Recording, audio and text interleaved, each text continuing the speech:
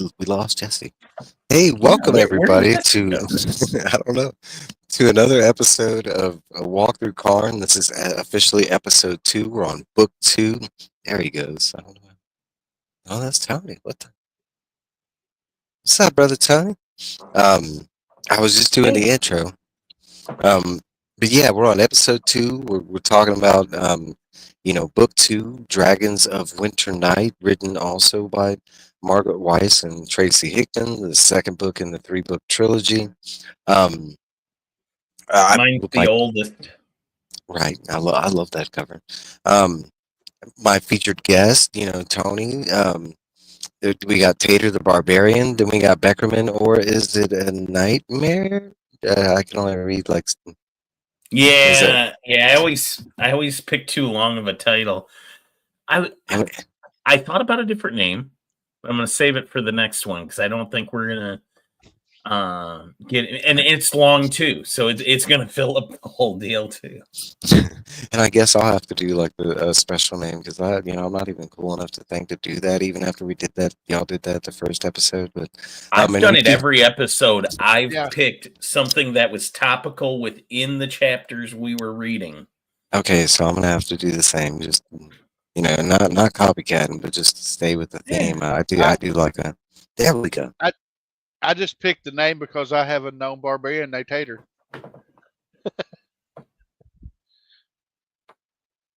And Jesse, he was here and he knocked on the door. Jesse was here originally, and I think he's having issues, but he's trying to rejoin. So when he pops in, we'll say hi to him when he gets here. But and as people pull into the chat, I'll highlight them.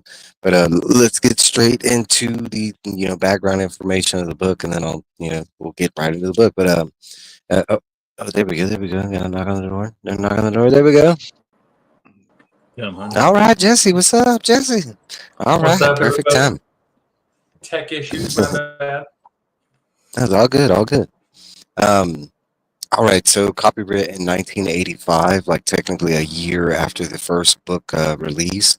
The little information I got about this book was written during and directly after Autumn, with TSR green lighting the series based off the success of the first book.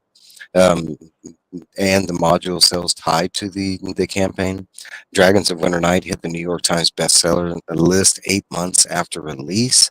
With the book having mostly positive reviews, there were quite a bit of bad reviews at that time, with mixed feelings of this book. With some noting the unique storytelling process, but praising the character development within the book.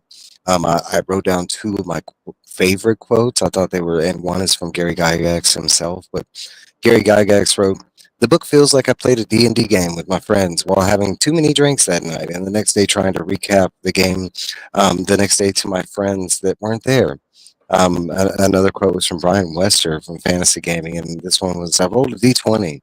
I got a 17, but after adding the -1 for storytelling and -1 for plot holes, and somehow I ended up with a 10, barely making it." Now, um, so there were some mixed reviews at this time, but overall, this has become a huge cult classic. Nowadays, you go look at the good read reviews from like current readers. Nah, it's got nothing but positivity. I had to do some sleuthing to find those 2, but I liked that first one was Gary Gygax.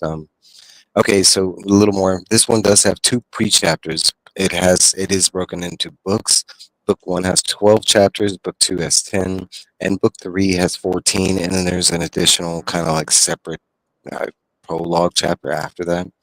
And that is basically all the setup of this book. Can The I first, make a comment about one of yeah, go, those reviews you read? yeah, go for it.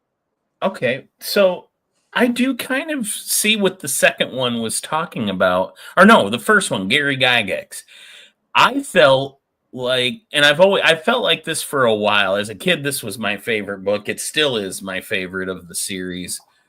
But reading it as an adult, you do get the feeling like you were gaming with your friends and then you missed a night. And then you came back and they had to like fill you in on what happened last time. Well, when I was talking background, because I kind of mentioned this to Trev, and a couple other of my like huge book friends that aren't really in our comic book circles. this was the first time I've ever read or come across a story that used this kind of device, and we'll get there as we go forward. But this is the first ever. Like, and I read about 100 books a year. I mean, and I'm talking about fiction, nonfiction. This was the first time I've ever come across a device like this. Now, I actually love this book. I thought it was great. There's like some amazing parts to it, but there's also some parts where I question, like, like how they wrote it, and but we'll get. I mean, we're No, going to get but to it really fast when we find out about yeah, a hammer the that we're hammer. supposed to care about, but not really, but maybe. Yeah, okay, because so let's get there because the first thing is one of the most weirdest and off-putting things about the book. I don't know about y'all.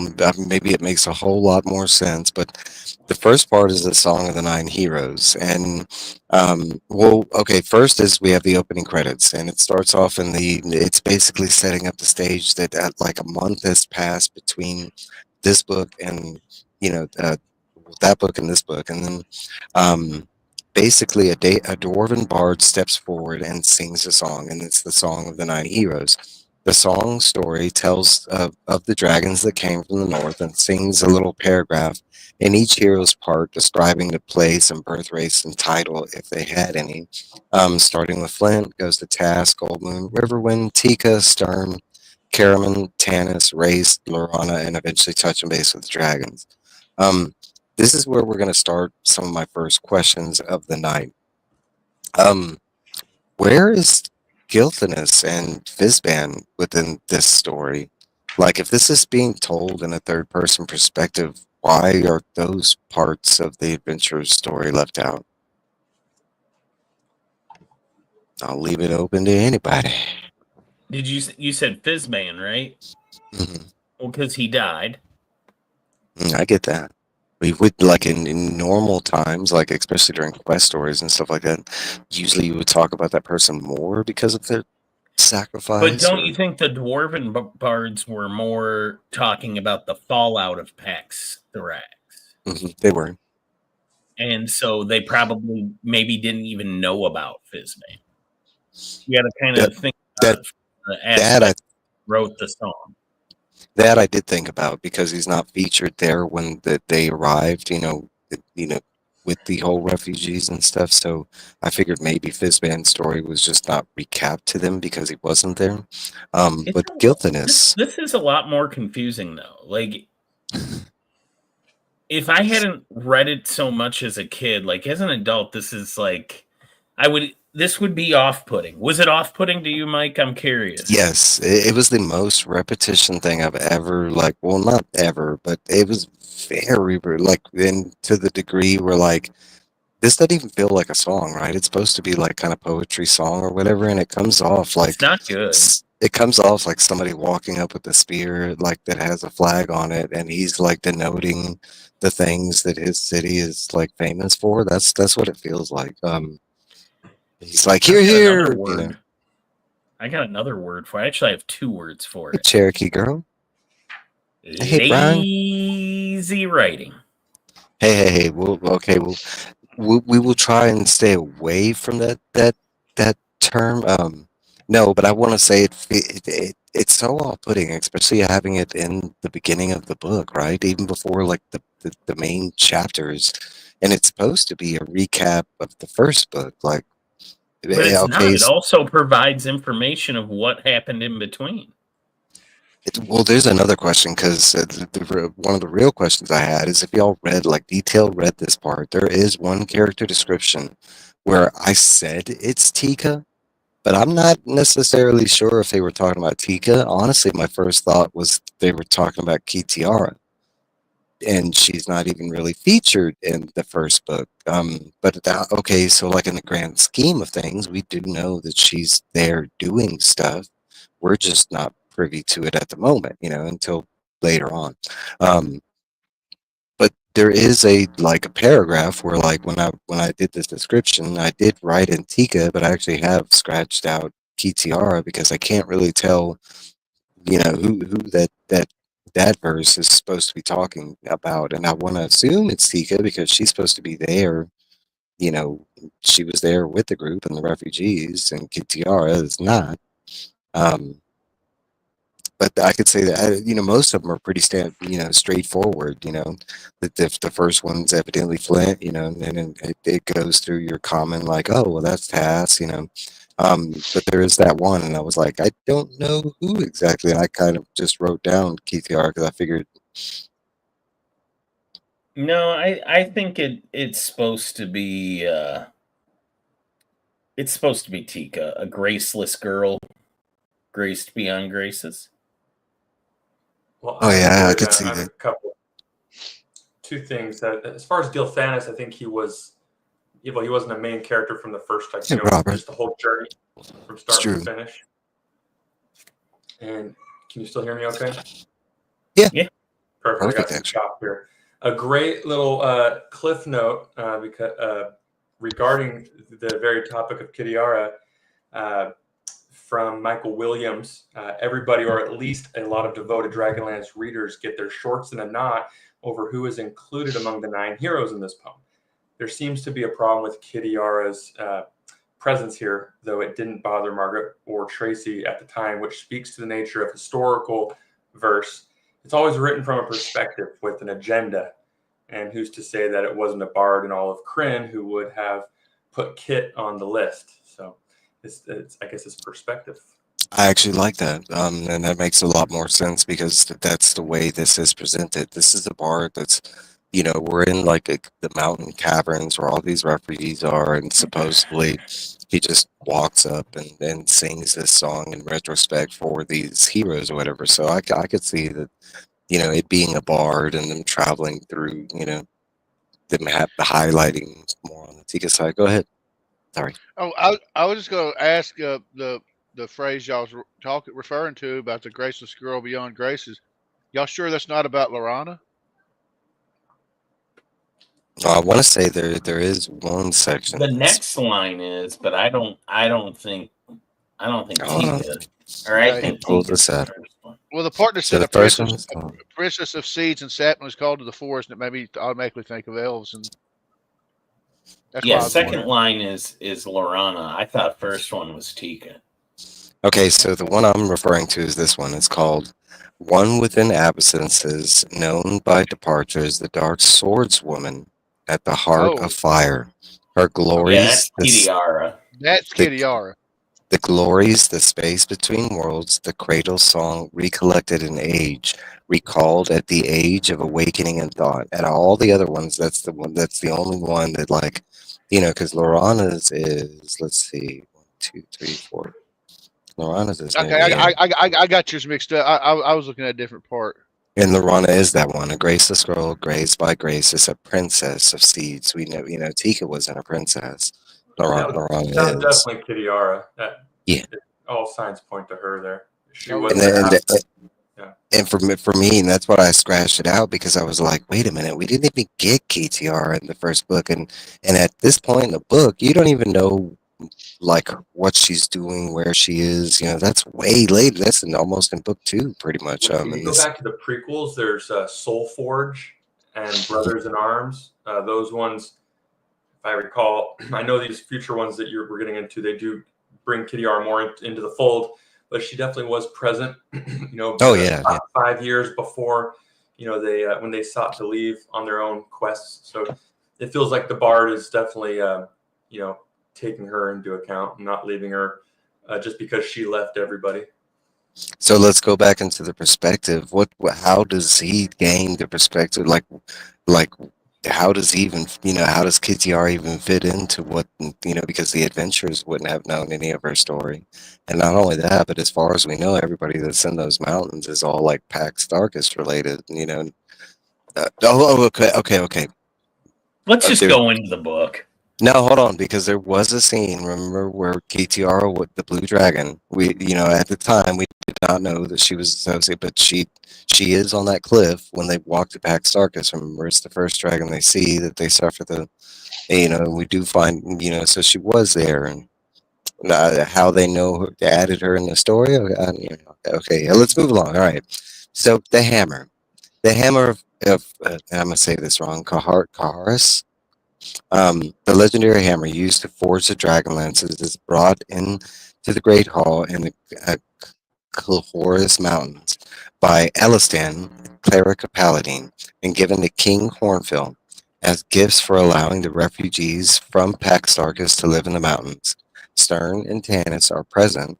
Stern is not pleased, quoting a line from the Canticle, "Man with the silver arm with the hammer should forge the dragonlances." Raceland appears and asks Stern if he could obtain the lance without the steps needed to obtain it, would he use it? Talks of heading to Tarsus the Beautiful. And I have a couple questions here. And again, these are sped ups. These are like basically my version, the cliff notes of what goes down. So first of many events that happened off camera. And this is one of the literary devices I was talking about. I've never come across a book that's done this, where it's like, hey, this is one of the things we need to do. Hey, guess what? We already did it. We have it. It was such an interesting thing, and it's not once, twice, or no, it's like 5 times they do that in this book, where they announce that, hey, we need to go to this location, or we need to do this thing, and then we jump forward and we're already, like, the next line, we're already there, done it, and we're leaving that area. And we might have new items with us. Yeah. How do we feel about this literary device? Because for me, this isn't like, and I was trying to explain it to some people, and it's not even like a non-linear or linear. No, this is like, to me, this is almost like spoiling a plot point, but going past the spoiler kind of thing. To me, it's almost writing for like, well, we'll leave room so they can make other books filling in our plot holes. Which they did. Yes, I like that. I like that. And if that feels, and I know you hate this word, Mike, but it feels lazy to me. Okay, so here's Brother Trev. Oh, go ahead. Well, I was gonna say Brother Trev had said, and he lays a lot of this down. Okay, there was a lot of limbo about this book, and for a time there was, they weren't sure if this book was moving forward until sales that came through and stuff like that. So, there was a time when they had all of this laid down, and we do know later on that some of this got mixed up in the process of them making the second book. So Trev chalks it up to like some of this is the forgotten stuff that got lost. Also, like, he kind of like iterates the point, like, if we touched base with all these individual things, the story would just be that much longer, kind of thing. Well, good. If the hammer is important, then it deserves its story told. Okay, that's my feeling. Okay, the book exaggerates like the importance. It was talked about in the first book with the Canticle, and like me as a new reader, it might not have made sense at that time, but as we're progressing forward in the story, it does. So, like, when we start this book and we've already done the whole quest of the hammer, it was a little off-putting to me, because especially because they do talk about their quest with the hammer, and there's some cool things that are mentioned that I think would have made, like, and furthermore, like, a couple times they do this later on in the book.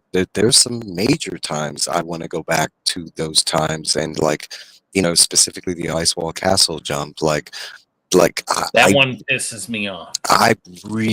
Because you're talking about, it's not the fact of the things they describe that they do during this. No, it's who they describe does these things, and I want to see that. Like during for instance, and we're going further into the future, but during the Ice Wall Castle thing, we're told that Tass and Lorana are like the 2 major players during that whole, incident. And who wouldn't want to see the badass version of Tass versus the goofy, like, and okay, so back to the hammer, it's almost described in the same fashion, where this, I wouldn't say this was a mainline quest, which it exactly was, because this is a major part of the story. The hammer, the forging of the dragonlances, the name of the dang, chronicles. But they just flash through it. How do we feel about this literary device that they've used? I think this note will be beneficial. After you, Beck, I got a note for you guys. You're good. You go first. Yeah, it's right here at the beginning of the chapter. The end of the first book fell considerably short of where the second book was to have started. We were set to tell the tale of the heroes' journeys through Skullcap and their adventures in the Dwarven Kingdom, gaining the favor of the Dwarven Thanes by obtaining the Hammer of Karas. But we ran out of both time and room. This chapter bridges all of those lost chapters and brings us to the Dwarven Southgate so that our story may once again proceed. Yeah, that's. I think that's what Trev was trying to tell me. That, like, due to time restriction, I think this. I mean, there could have been a lot of things that we're not factoring in. They could have had a size restriction as far as like page count. They could have had, I mean, it's so in the mainstream of things, and they were laying things out. They were like, how do we shorten this? And I mean, the hammer thing, I'm not so burnt on. I honestly, like, the more I read it, I kind of like the way it's just kind of wedged in there. Well, okay, we've done this. And it kind of reminds me of Return of the Jedi, because Return of the Jedi, like, that whole movie just starts out with events that have happened off camera, and we're just They living do the it in events. Empire too. When Yeah. Han's like, I gotta go pay this debt. I thought you were gonna Yeah, stay with this. Because last we saw him, he was gonna stay. He came back, he chose to not go pay Jabba, he helped the rebellion. And then in the beginning of Empire, he says, well, that bounty hunter we ran into back on Ward Mantell. And it's like, oh, we didn't get to see that. I can see Tony, for what do the you? first readers how this would be Yeah, obviously disheartening to not to have this whole gap of information. I'm grateful that they went back, even though it was probably like decades later. Years later, yeah. Redid it. So I highly recommend. And when the beauty is you can read those pretty much after you read this first trilogy. You can jump right back into it while it's fresh and get that information, because once you move past this first trilogy, you're just going into the future, and it starts going far into the future. Okay, that's cool. I like that. Yeah. And honestly, like Mike said, this part isn't as nearly as off-putting as later on at the end of there's three the others. first book. But there's a part where I think they actually use the plot device well, and that's Taz. I don't want to skip too far ahead, but Taz and the glasses. I actually like how. Oh, okay. I do too. I do too. That comes off slick. It does, because that's also. I mean, that one's. Oh, we'll get there, because we do. Yeah, like we'll get there. So, Tony, what were you saying, Tater the Barbarian? How did you feel about this literary device? What's up, Scott? How you doing? well, to be honest with you, I guess I was too slow that I didn't really notice it. I just started reading the book, never really thought about it. I want to assume that's a lot of fans. I want to say that this, if you were like in love with the series, I can see how, like, because it is like a sped up, just get into the story, right? And you're straight in. So I could, but go ahead. I'm sorry. No. Yeah, that's all I was gonna say. I could definitely see, because like you talk about how pumped I was to read this book, and I haven't been like really pumped for a long time to get into a sequel. And this one, I was headstrong, like, let's do it. And like the starting off with the Song of Nine and then getting to this chapter, I was like, oh, you talk about like such a pacing deterrent for my like level of excitement. But no, I still, I mean, they're, even though I'm criticizing these literary devices, everything else around these devices are still fantastical. I mean, one of the things that was highly praised about this book is the character development, and I can honestly agree there is like a ton of character development and aspects you didn't think you were going to get, kind of thing. Let's see. Some of the biggest foreshadowing happens during this chapter. Why is this not exploited by the enemy? And I'll go into details about what the F I'm talking about. And I'm talking about the canticle is mentioned, and the silver arm.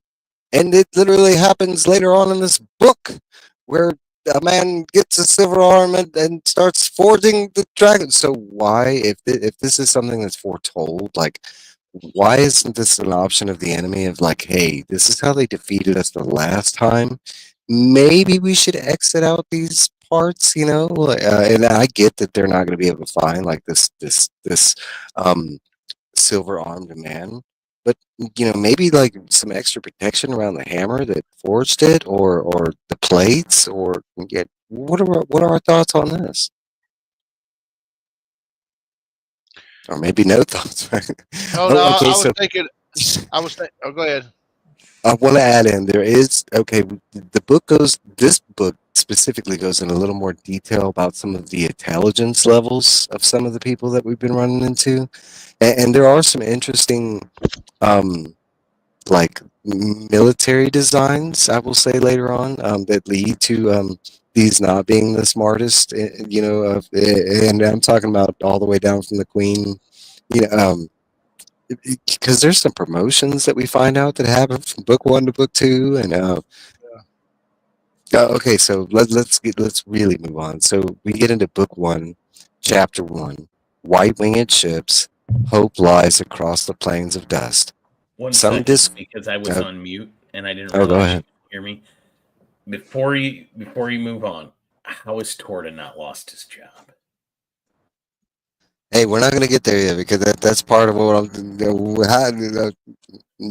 honestly, I had to.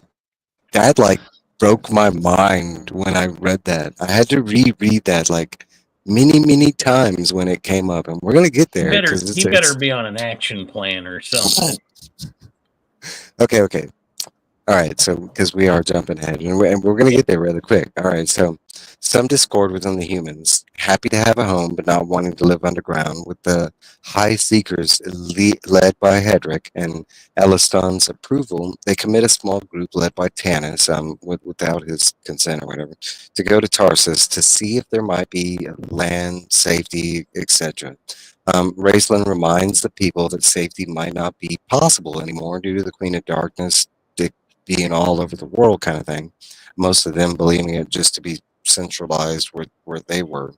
And by most, we're talking Hedrick here. Hedrick's still around. Let's talk about a person that is actively involved in this part, who also still has a following. And that, how does this turd not flush? Okay, so I know you've seen humans and how we behave sometimes, especially in the situations. And I actually 100% see this being a thing. Like, even after he was called out during the events of the first book, they like, yeah, man, he's our gotten it guy. wrong every time. He was in the slave camp and he's like, hey, guys, this isn't going to last forever. We're going to get a better deal. Don't worry. No, I'm talking to people. Like, dude, you're a slave. And you're not going anywhere, Hedrick. Like, and he was the first at everybody to be sent to the slave line. So they all got there, and he was already living there. And okay, another thing is during this moment in this book, like he's all like, "Yeah, I'm gonna need them to give us some land. They need to," and and he's talking about the Dragon High Lords and everybody else around him is all like, "Yeah, you do know they're trying to kill us, right? They're not gonna give us land." need skies and like everybody seems really ungrateful for like what they have at this point. Well, humans aren't designed to live in a cave. Guys, there's dragons flying around killing people. Maybe live in the mountain for a little bit. Another thing is, at this point in the book, it is not expressed like what the time span, like how long it's been from the first book to these events. That doesn't come into play until a little bit later at the end of this chapter, when it's mentioned it's between Gold Moon and River Moon and their wedding, that it's only been a month. So that I do find strange, that the humans are all like, "Oh, we've been out here a month. Like, oh, I can't handle it anymore. I need fresh air." Like. Yeah, I would have thought like after a month you'd still be in the.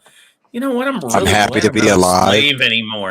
They Yeah. were working in mines, and now Yeah. like it's become intolerable to be free inside of a mountain. Like, I couldn't be happy to be with my kids and family after we were separated by You're a not dragon. being forced into and- labor. and a You're lot- being fed, sheltered, and protected. But Yeah. okay, granted, for in the book's defense, these people are being led by Hendrik, and so we do know they're not the smartest of people, but on top of that, but they're I'm starting being to led. not root for the people of Solace. Like, I think they kind of got what they deserved. We never rolled a d20 when it came to the intelligence of the regular people that existed within Solace. You know, But they're not there just was some evidence, you know, because I they're go not back just to lacking the intelligence, they're super dumb. But they're still listening to the guy who tried to prove how right he was by setting himself on fire. hey, they didn't see they didn't see all their No, they were motives. there. People were in the bar. Oh yeah, that's right. It was. That was in a Okay, bar full of people. Because they think about this was the same dude that was trying to convince them all that Verminard wasn't a bad guy. Yeah. Then He's in still the trying to slave convince camp, he's like, listen, I think there's a man, you know, if we just do a good job. So you think in the back of, like, you know, the mountains, he's got this Verminard shrine. You know, he's got this church of Verminard going. Like, he's still preaching the good word of Verminard. He's like, I fully believe that he's gonna take care of us. Telling people we need, you know what? Like, screw these dwarves. Somebody needs to give us some land. Like, Yeah. what in the? Yeah. Okay, let's move on. So, most of the humans believing the war to be only in the Pax Darkest location, Lorana and Elistine believing that war being limited, but Tanis agreeing with Race, believing that the war is all over. You know, I don't know, Solemna? So how do you pronounce Solamnia. So there you go, Solamnia. Solamnia. They agree to go to Tarsus with both ideas in mind.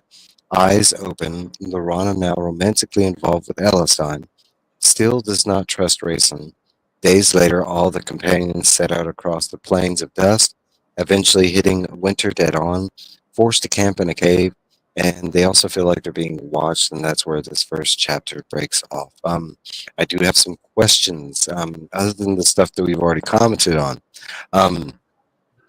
This has been described multiple times in the first book more so than this book, but it's brought up in this chapter specifically. When they are talking about the Queen of Darkness, Race mentions the Shrieking House, you know, especially the way it's said in the audiobook. The Shrieking House! Okay. I didn't listen to the audiobook of this one.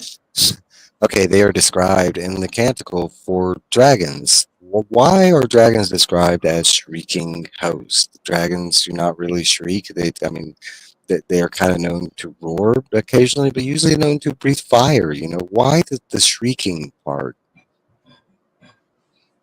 Any We're thoughts? really happy to be back on Earth. Like they, They're when like, they got yeah. I was going to say the shrieking didn't necessarily come from the dragons; it came from the people that they roasted. Oh, could be that. Now that's a good point. But I kind of like mine where like Takis let the dragons loose, and they all just gave like a Howard Dean. Yeah, I'm going with that because it does say shrieking host, which applies to the. You know, I mean, I could go with the shrieking people, but I think they would have used something like that. Like, no, but I just thought it was weird that that's how dragons are referred to during, you know, any time before the catalyst comes up, they refer to dragons as, you know, the shrieking hosts, and I'm like, where does the shrieking part come into it? I've never really, I mean, maybe in D&D world, you know, dragons, they shriek, you know, then do you know, I mean, they do talk. about? What do you want to talk? I want to talk about Elistan. Let's talk about Elistan. As much as I hate everybody that's still letting Hedrick talk, Elistan's he's the MVP of the Haven people, the Seekers. Because that guy went from following a false religion, but being like the nicest guy in prison in it, you know, like he was the one huckster that had like good morals and stuff, and people respected for a reason. And then he like goes from dying in a slave mine of sickness to having cleric powers and a workplace romance with Lorana. And a marriage. Like, officiate. Yeah. Can we go back into the description of Alistar at first? then Was it Elistan. Elistan or Elistar? No, in this book it's just all Elistan. Okay, so because when we first mentioned him, maybe they were just confused and referring to him. Maybe they got his name messed up because originally he is referred to as Elistar, and then as the book goes on, it is Elistan. Okay, so can we go back into the description of this character because I swear to you, multiple readings in the first book, he was an older gentleman that was. I mean, he's one of the highest Probably around seekers. 50. Um, and he was sickly ill to the point where like they healed him a little bit, remember, and but she couldn't heal him completely. And then we go to this Bought him book, more time. and then we go to this book, and he's described to be like super tall, um, like ripped, and like age wise, I want to say like in his 30s now. And I don't think there's Where one. do you get that impression? Not really. They don't mention an age, but just the way like Lorana references like his humanness and stuff like that. But they never refer to him as an old man. Well, They she's never. gonna think he's just a kid. She's like 140. Yeah, 40 years old. is What? that how old he is? 40? Yeah. Okay, well, this is in a world where they do view like 29 as old. That comes up a lot, especially in the first book. Not so much in. Okay, I'll give him that one. At age 40, Elistan contracted cancer and grew weaker and weaker. Verminard appeared. I told you it was cancer. Yep. Verminard appeared in Haven, promised It was divine D&D blessing. herpes. He refused. Hmm. All right, so we'll pass over that. Yeah, but Elistan's description is one of the. It reminds me of like where they have this version of it's like in the version in their head changes as the story goes because there's never a time where he feels like he's the weak, old man that we met at that time, or then I understand he was healed, but there's never a time where we get a moment where he's like, oh, I need to rest real quick, or we don't get those racing. I don't know. So a real question is thoughts on ignoring the problem versus focusing on it. How are you? Because this is a real world, stance that we as people come across in many things. In this situation with the humans, they're in the doors. They're more willing to ignore, the mainstream war and the threat that's out there versus like actually focus and do something about it. What are our thoughts on that? It does seem weird that the Solace Haven refugees went from like, oh God, we've got to flee, Pax Thorax, and like a month later, while war is still happening, they're like, you know what? It's time to get back to farming.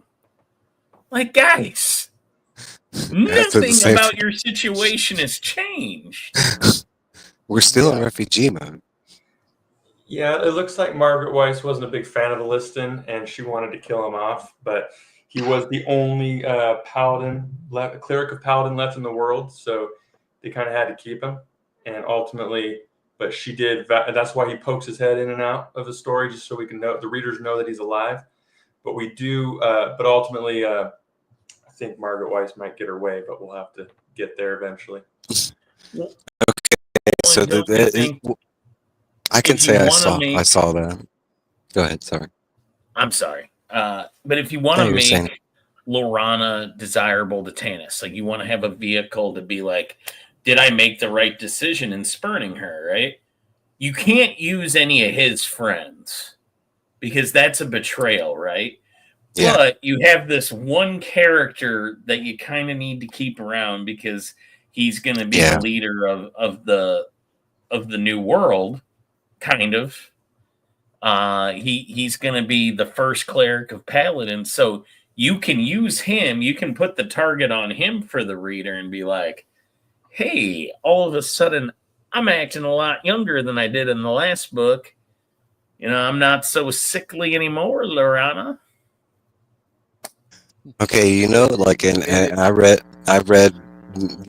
the book and the audiobook, but the voice and the person who I envision as Elistan, it's Jeff Goldblum, and specifically him And Ooh. in Jurassic Park, like with the saucy, Yeah. not that's who I envision Ellistan. Like, dude, and like verbatim, that's how I heard him in my head when he spoke. You Like, know, nobody told him to do that pose.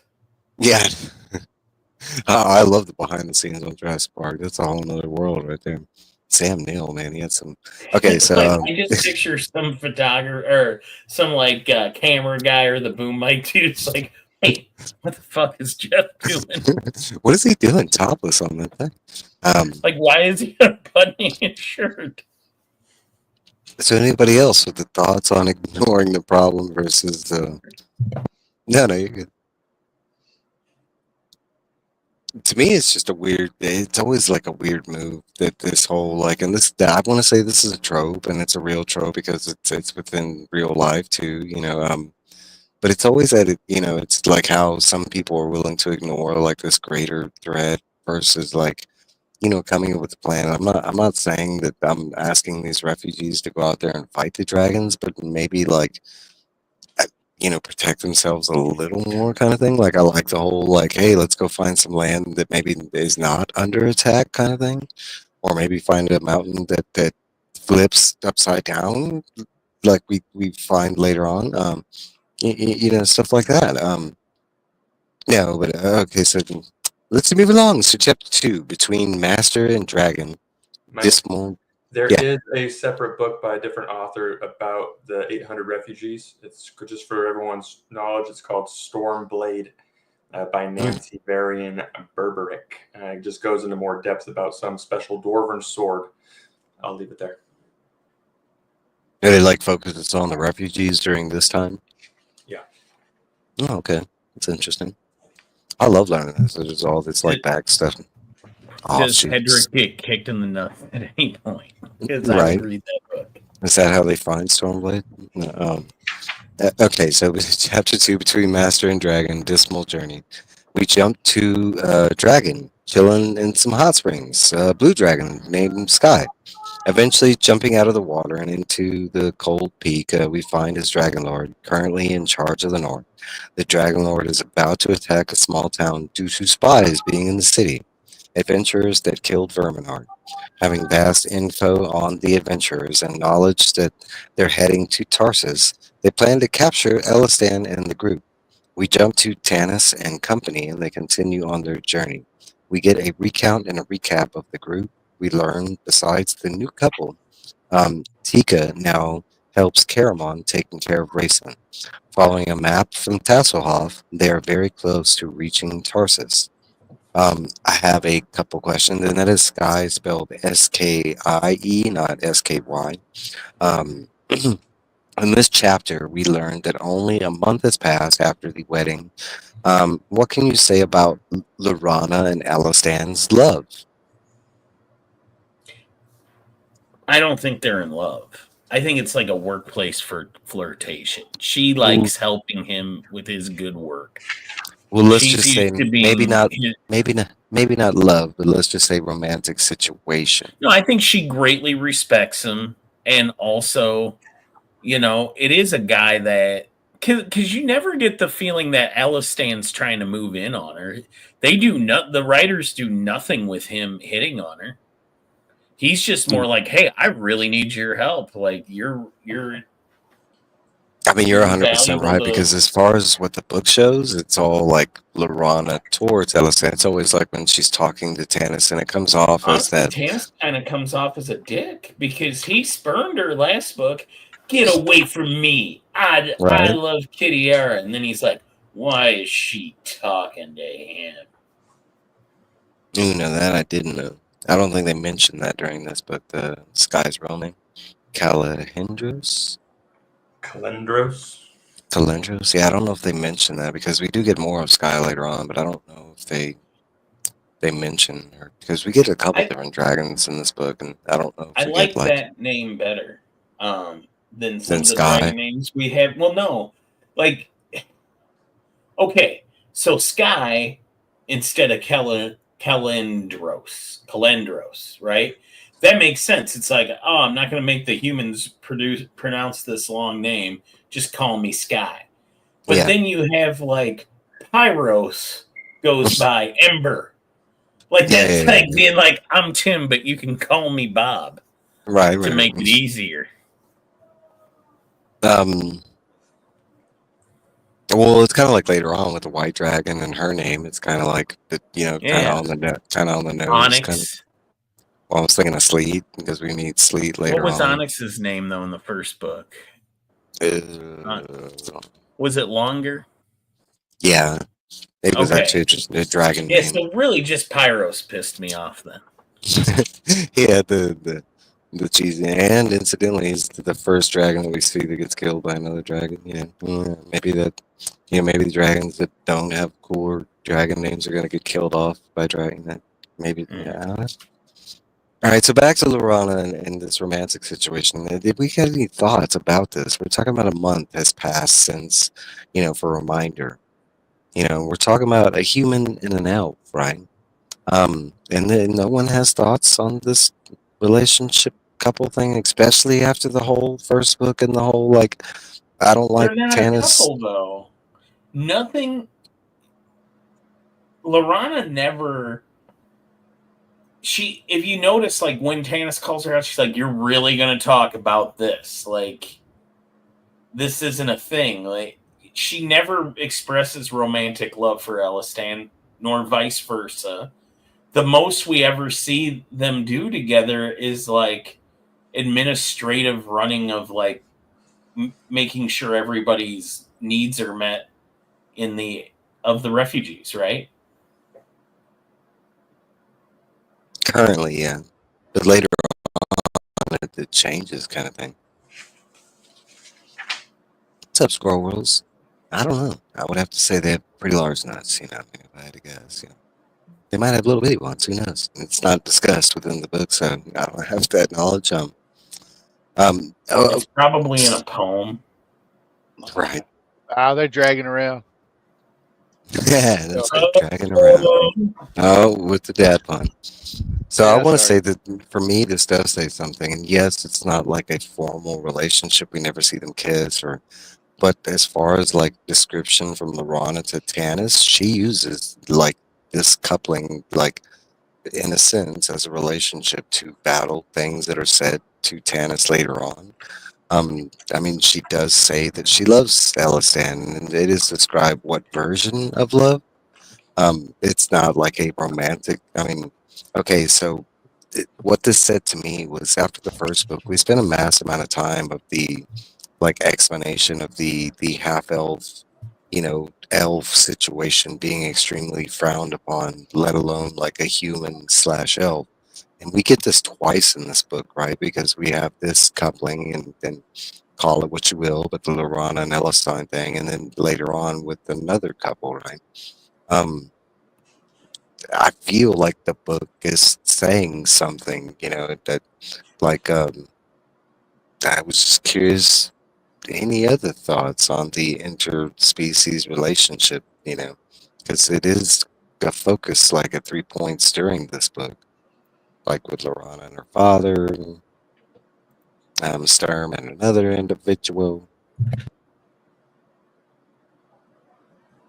I'll be right back. I'm sorry. I'll be right back. All right, because I got a question that you're gonna love, but I gotta wait for you. So another question now. We All know right, this. I got a minute. No, you're good. You're good. Go ahead. So we know this Dragon Lord is KTR. It is not explained in this passage. Like that, it is KTR. It actually comes off as a man. If I had to be like, even in the audiobook, when the lines are read from KTR, it's read by a man. So we know this Dragon Lord is KTR. Besides Elistan, she mentions wanting to find 3 out of the 9. Which 3 do you think she's after? Specifically, like, why Elistan out of everybody? Yes, he was a high seeker, but how is he so important in the main scheme of things this early on, kind of thing? He's not. She even says he's not important. Yeah, but she still calls him out. Like she calls him out to the importance of he's the first she's after, kind of thing, and then she mentions the other 3. So with what 3 do you think she's talking about outside of Elistan? And did she say of the 9 specifically? Just that group. There is 9, so I might have wrote down. Yeah, Talent. there are 3 in whom I have particular interest. Yeah, you know, I mean, the one is a given, right? Tannis, that's an easy one. And I want to say if I had to say the other 2, would just be the brothers, Race and Caramon, and that was my first.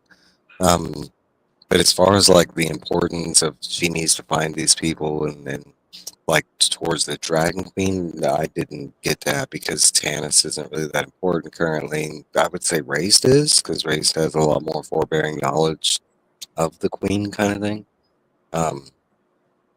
Yeah, but I didn't know specifically who she was referring to. I didn't know if the story actually.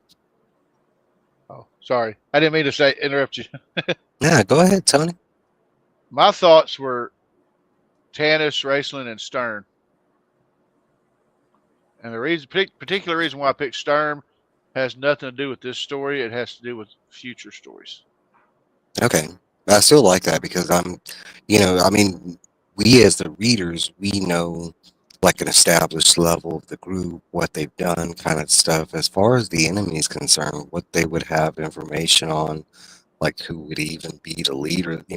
There's certain things that like that's kind of what I'm leaning to. So what, like, I do like the idea of Stern being an important, Well, not only that, but most people would look at Stern like he's part of a disgraced Knights of right. Solamnia.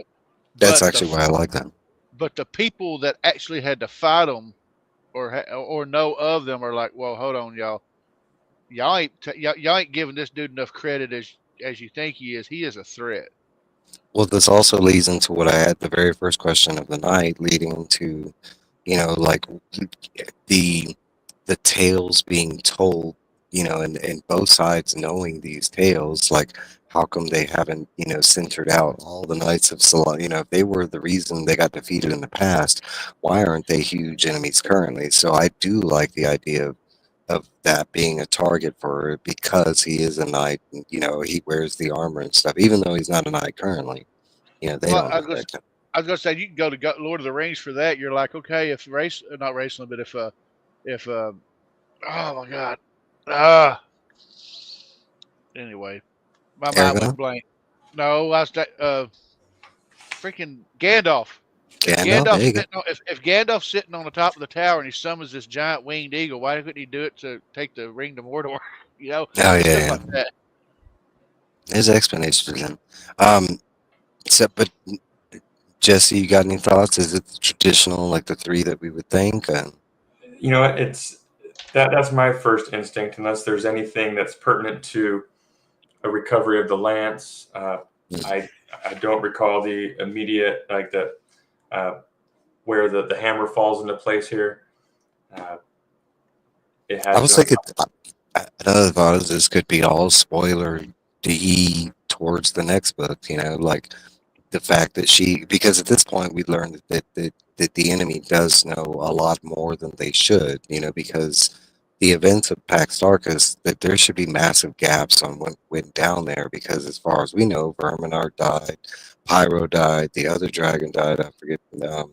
So I mean, as far as like people that would have been there to recap, and we know Tor is still around, but he wasn't present. He had been sent off to the north to deal with the Qualinesi.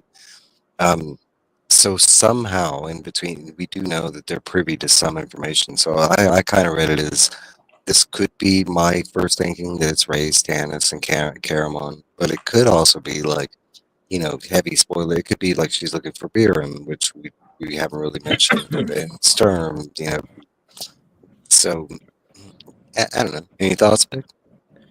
Oh yeah. Can I go spoiler? Can I go spoiler?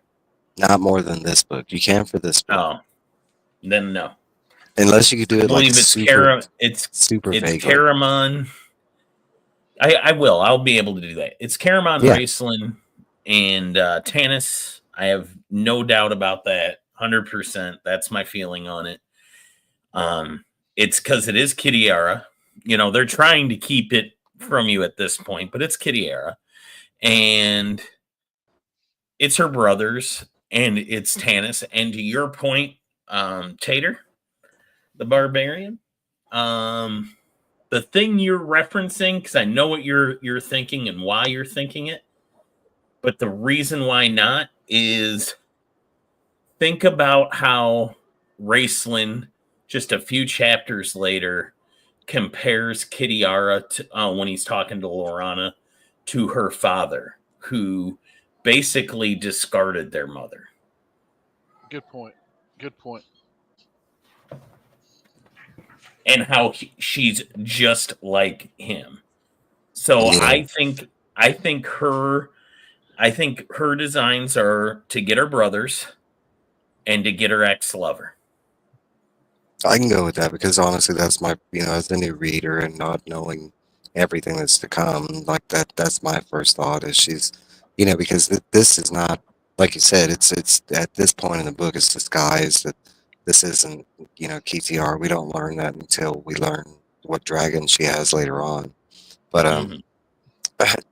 like it just jumped out to me because she specifically says Elistine and the other three is kind of shouted in this, and I like those kind of mysteries within books. It leaves some, But she kind of lays out to Sky, oh yeah, Elistan's important to the queen, but not to me. Right. Because again, they all have these and just like the first book, we see She that has they her do own have agenda. these separate agendas, and not just her, because we hear from two of the other, high lords that they kind of have their own agenda too. So we're on the road to Tarsus, right? When we're talking about this. Or Well, next technically, chat, we need to move on from this scene, right? yeah, technically, I got one more question, and then you'll like this one. So, I kind of made a reverence about a character, and I was wondering, is Tasselhoff this world's David Hasselhoff? Like he's big in Belgium? Well, no, okay, so reflectively, to answer this question, you have to go back to 1984, and you know the status of David Hasselhoff at that time, and then reflect on how Hasselhoff acts throughout the books, how he just kind of rummages through people's things, and in relation, there was an article that I found about David Hasselhoff just kind of rummaging through people's things that um, at a pretty prestigious event. Um, I want to, is that where they came up with the name? They were just David Hasselhoff lovers, and they were like, yeah, it's Hasselhoff. Don't tassel the Hoff. Don't tassel the Hoff. There you go. No, it's just a fun question. There's no credence behind it. I didn't look this up or anything. I just, as I was reading it, I was like, you know what? It kind of does come off as this, this David Hasselhoff character, especially throughout the events of this book. Like, all right, so let's move ahead. I don't remember a part where Hasselhoff gets drunk and starts insulting his daughter. Well, that's later. Well, we haven't got to those books yet because that'll be in the third book. Yeah, that's later on. He's just kind of an abusive father. We have to get to old. We have to get to old man. Old man Hasselhoff. What we said? I said he's eating a burger. Right. I mean, if anybody's going to be that guy, I think Caramon is that guy. Oh, you think Caramon's David Hasselhoff? Well, I mean, of in that scenario of being like a drunk dad eating a burger while insulting his daughter, like okay. I thought we were talking about the other. Would be my vote for that. Look at how he talks to Gold Moon and Riverwind. He's really crass, is what I'm saying. Yeah, I will agree with you that in this book it's heightened more so. In the first one, he had some like calmness and restraint to some of his comments. All right, so so chapter 3, Tarsus the Beautiful. The group comes to a massive cliff that is supposed to have Tarsus on the other side, but it being close to night, Tanis, Caramon, Race climbed the hill to find proof of the city. They climb and are greatly disappointed to find a ruined city, once white and pure on the sea, now landlocked and mostly deserted, looking due to the events of the Catalyst. With the feeling of evil closing around them, they are unclear where to go except back to Southgate the Mountains. Brief description of Tarsus before the Catalyst, described as one of the wealthiest cities among Krynn, but eventually leaning away from the gods. Tarsus eventually punished for this, but the strong presence of the Knights of Solamnia eventually being cut off from the world. The city of Tarsus blamed the Knights due to their alignment with the gods. Also, easy scapegoat kind of thing. And the Knights are forced out of the city. Now, the city of Tarsus being a bizarre marketplace type of structure for local farmers, now estranged to the world and not liking strangers, and specifically not Knights of Solamnia. And that's where that chapter ends, basically. Okay. I don't I have some problems with this scene. go for it. So we have Caramon, Raceland, and Tanis go to reconnoiter the cliff so they can see up ahead while everybody else settles in, right?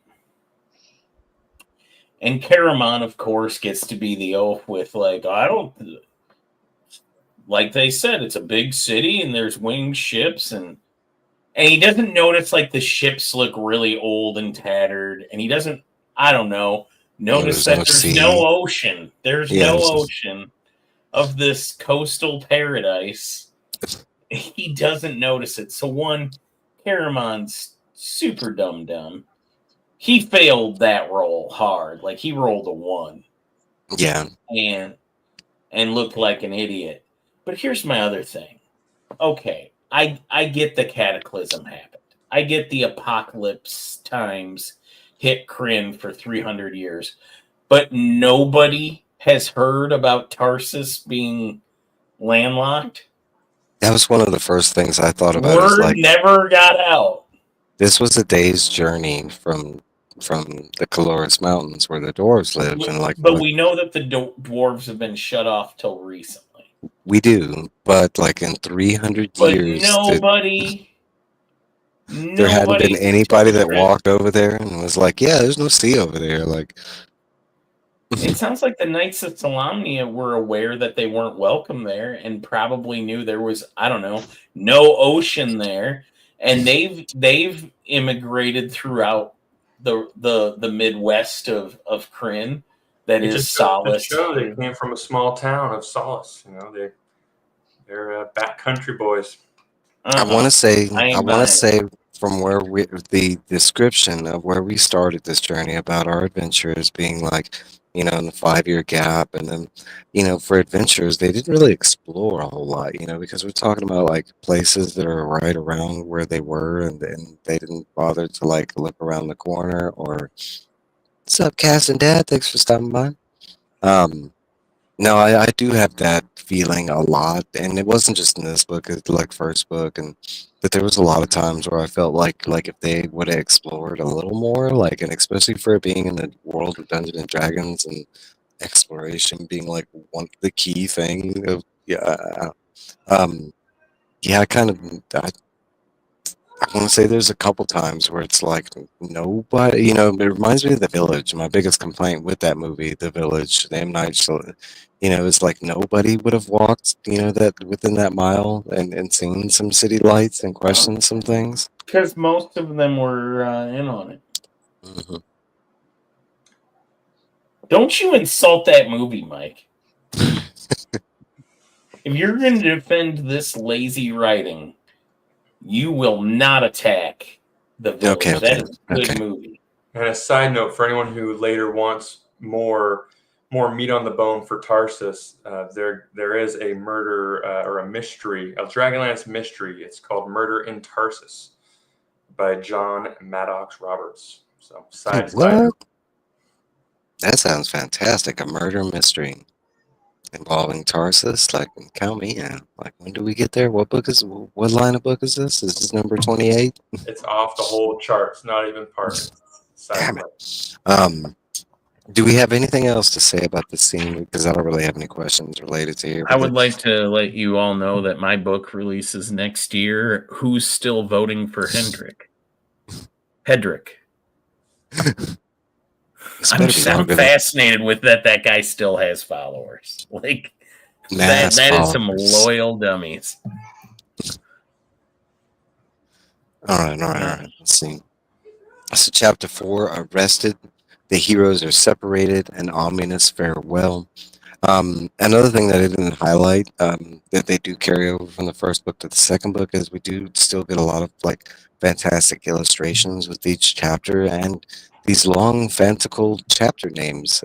Again, like that one, arrested. The heroes are separated. An ominous farewell. It's like a short recap of what's to come. It's kind of all right. So the group enters Tarsus without problems and are they make it to the Red Dragon Inn. One of the guards notices under Storm's cloak the symbols of Solamnia, and he runs off unseen to report them. The group slips up with getting some rooms at the inns. Tanis, Flint, Tass, Alistan, Lorana, Riverwind, Goldmoon, Stern, Caramun, Tika, and Race meet back at the bar and discuss their next move. Alistan, Goldmoon, Riverwind plan to go back to Southgate to aid the refugees. Tass sneaks out during the conversation. Race, Caramun, Tika plan to stay and look for a library that's mentioned to be in Tarsus. Flint, Tass, and Tanis and Stern to find another town, hopefully a town that's near where they are, kind of thing. Then double back for the brothers after they found the library. Lorana and Tanis bicker for a moment, but here's Tasselhoff's cries of danger. A whole troop of guards make their way to the inn. The group separates into smaller groups and disarm before the guards appear. The weapons go with Caramon and Race. This is kind of where we break up into groups, but I'm just going to call it Caramon and Race's group. They say their goodbye with Race claiming some might not ever see each other again. It's very ominous. Tanis, Stern, Tass, Flint, and Gilthanis stay behind and confront the guards. Race casts an illusionary fireball to cut off the guards, and they make their escape. The 5 of them are taken away by the guards, and that's where this chapter is. And I have one question related to this chapter. In this chapter, we really see how war-torn Tanis is between TTR and Lorana, also being plagued by his half-elf, half-human war that's been there since the first book. With a leader having this many constant issues, what does it say for the people and person group following him?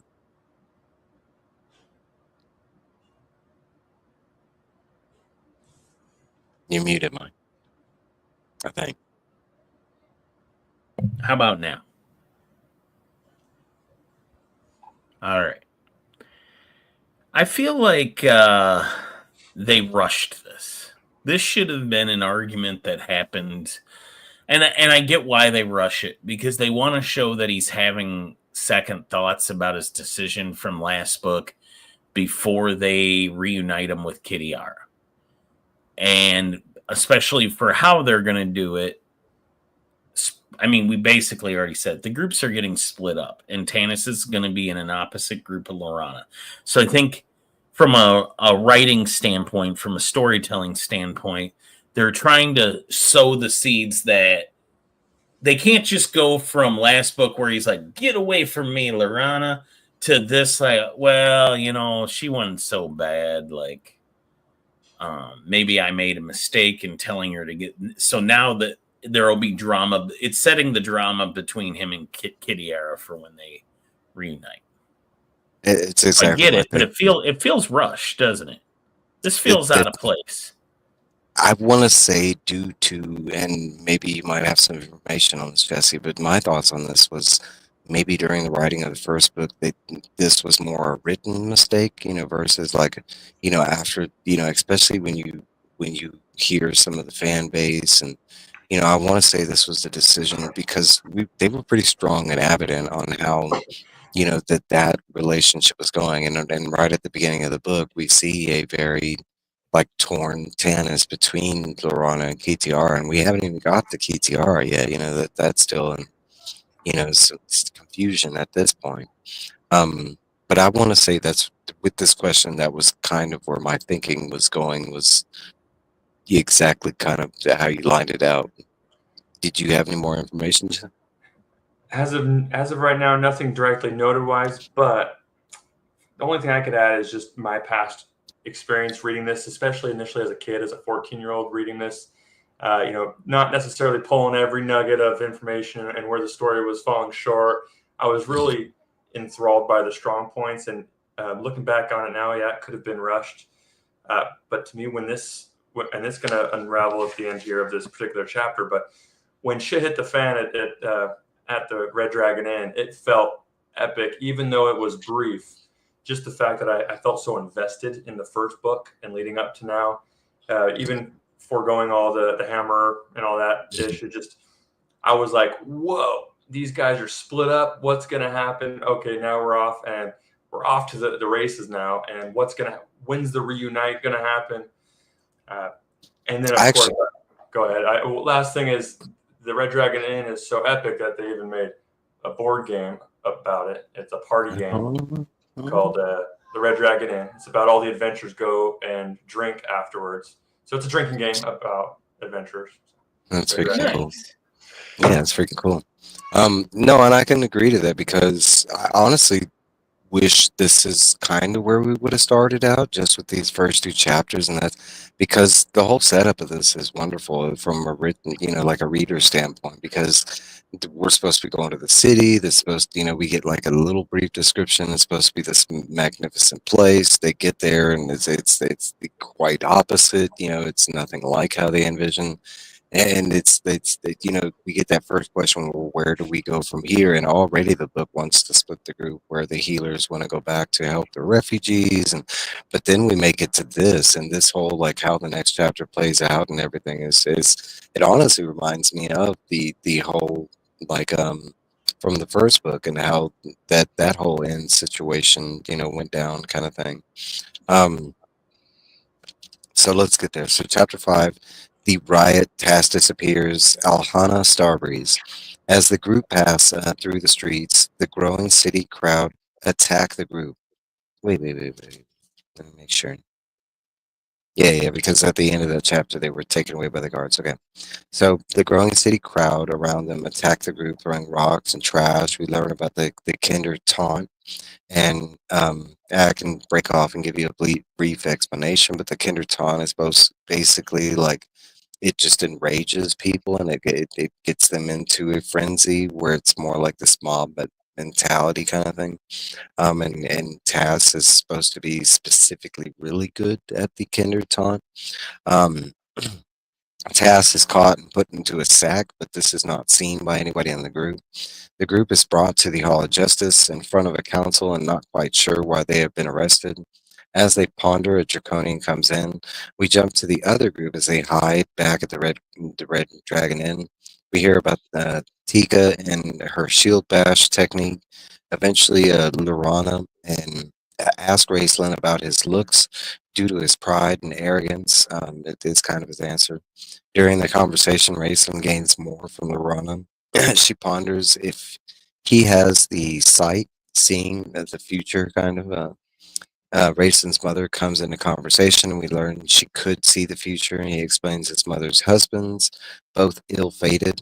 The first, Kit's father, a warrior, eventually lost, and a woodsman, raised in Karaman's father. His father died in an accident, and his mother starving to death in a coma. Kit leaving home at 15, but returning with Tanis and the group. At that time, that's when they formed the group that we know today. Lorana asks why Tanis is the leader, and Race answers that he listens to his feelings. Race admits he has no leader. Back with Tanis' group, they tell their stories to the guards. As they're telling the story, the guards bring in a female elf, Alhana Starbreeze, which Stern quickly defends before he knows she's an elf. We learn she is a Sylvanasti elf, another kind of tribe of the elves. We learned that there are, in the first book it was the Qualinasties, and now we have the Silvernasties. An elvish princess, Sturm, is told to walk her to jail, eventually to prison. Can we slow up for some of this stuff? Yeah. I only got like two sentences more. Oh, okay, then finish. Stern bends down to pick up a pendant for Elhana. Stern falls in love with Elhana instantly. Tana sees this and knows that it means doom, and that's kind of where we end this one. Go ahead, go ahead. Yeah, because Okay. there is a lot that happens. Yeah, you went through so much there. So one thing I wanted to ask Jesse, because you're kind of our expert for like the back matter, the editor's notes and stuff. Does it say anything as to who? So we know that our crew felt like they were being followed from Southgate to here. And then it's clear that Kitiara knows that, she makes that comment to her dragon about spies. And then we find out around this time that basically multiple people within the dragon army are aware that these heroes are in town. And it's we've had at least 2 mentions of a spy network. I'm assuming it's somebody from the Seeker Party, like the ones that don't like Alistan.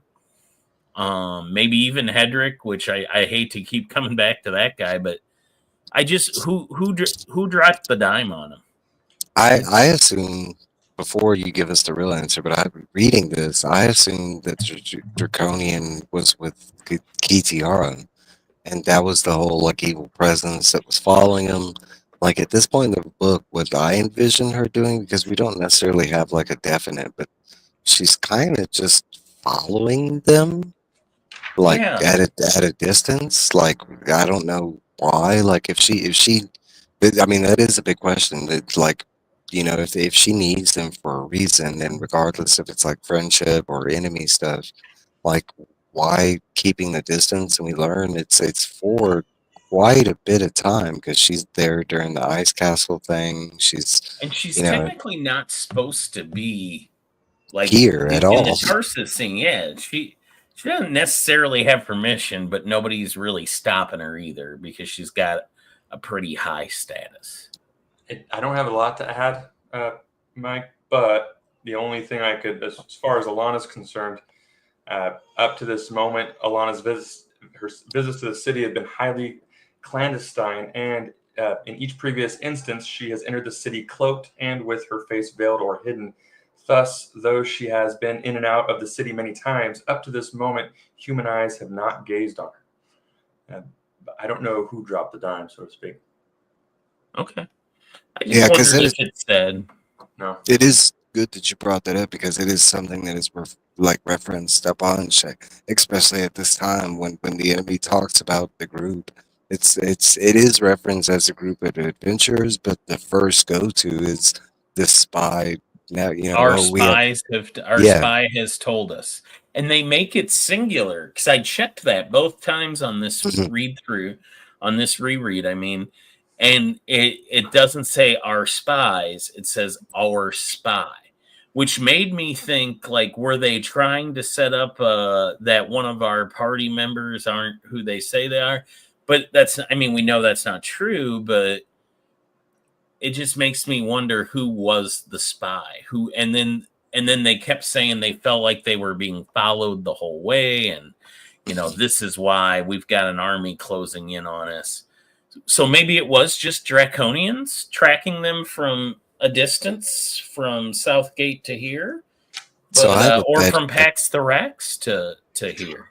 So I have another question that leads from yours, but okay, so we're in Tarsus and we're in this high council, like constables, police, they're under arrest, and they're waiting to be told what they're being arrested by, and then this draconian comes from the background, and then he comes in like a spy, and he tells them, and then he leaves, and that's when they start accusing him of stuff. What kind of town is this where in the first book it was described the imminent horror from seeing a draconian from our group because they were so taken back by their appearance. They didn't know what species or where they came from, like what kind of town is this where like they're comfortable with this draconian coming in? And granted, I this is not a town that has been attacked. Like war has not made it this far but down. war's been around them. They're aware that there is fighting going on in the world. Yeah. And they're aware dragons are a thing, and they obviously know what draconians are because they've got one sitting behind the lord of the Yeah, city. he just But what I think is, and they've done this before, we saw this last book, they really like to hammer down that you kind of see it as a trope in a lot of the well, and I don't want to call it a trope because it happened in real life also. A lot of the rise of the Nazis in Germany, you had a lot of people that thought appeasement could work. And we see that, we saw it in Solace with people like, hey, we're going to stay out of these guys' way. They're going to do what they have to do, but our day-to-day life isn't going to change. And we'll it goes on. Like, I can agree with that. So that one thing was pretty crazy. Like, dragon flew over the town, or like for Tarsus, like, there's this army right outside, but I think we can reason with these guys. I don't think they want to attack us. Like, sure, it's concerning, but I think reason will win out, Maybe they're outnumbered by ruffians. There's so much going on, different factions and everyone's still doing business and bartering and coexisting to a degree that it was bearable. But the numbers, over time they got overran, and then it's just inevitable that it's going to erupt. I'd have to agree. I mean, especially in going back to the whole like the compliance of, because granted, like I said, that even though the presence is there, it hasn't really come to this side of Tarsus. So I mean, maybe that played, because it was kind of the same thinking when they were back in Tarsus, and they were like, until the dragons officially came, they were like, hey, I mean, they had dragons, just come to the inn and the shops, and I mean, I think they didn't see it getting, I don't think they saw it coming, because you don't ever expect your home to be destroyed. Like, I think it happens slowly, right? Like, at this point, they've been dealing with, the negotiations had been going on for what, over a month? Did they say 2 months? I think they made a reference at one point that, I think Kitiara made a reference that, like, why are they still negotiating with these guys? Like, oh yeah, they did. And I think she made a comment about it going on for like 2 months. So if they've had an army outside their borders for 2 months, I think after a while, probably like Jesse said, life just went back to normal. You still went to the market, you still haggled for your meat on a stick, and life didn't really change for you. Well, there is another factor that we haven't even, I was waiting for you to bring up, but this being a city that's very anti-knight of this, but they have their own army. Well, no, I'm not making that. I'm more along the lines of like them being draconian friendly kind of thing, and it just being ironic, and then this town being a huge anti, knight of Salon. Like that's kind of why, like, I felt we got the whole backstory. Didn't Kitiara say that they tricked Tarsus too? That Tarsus sent its army somewhere to the frontier? I want to say that was like Hendrik and stuff with Tarsus. No, I want to say, if I had to remember it. Let me go to the Kitiara scene.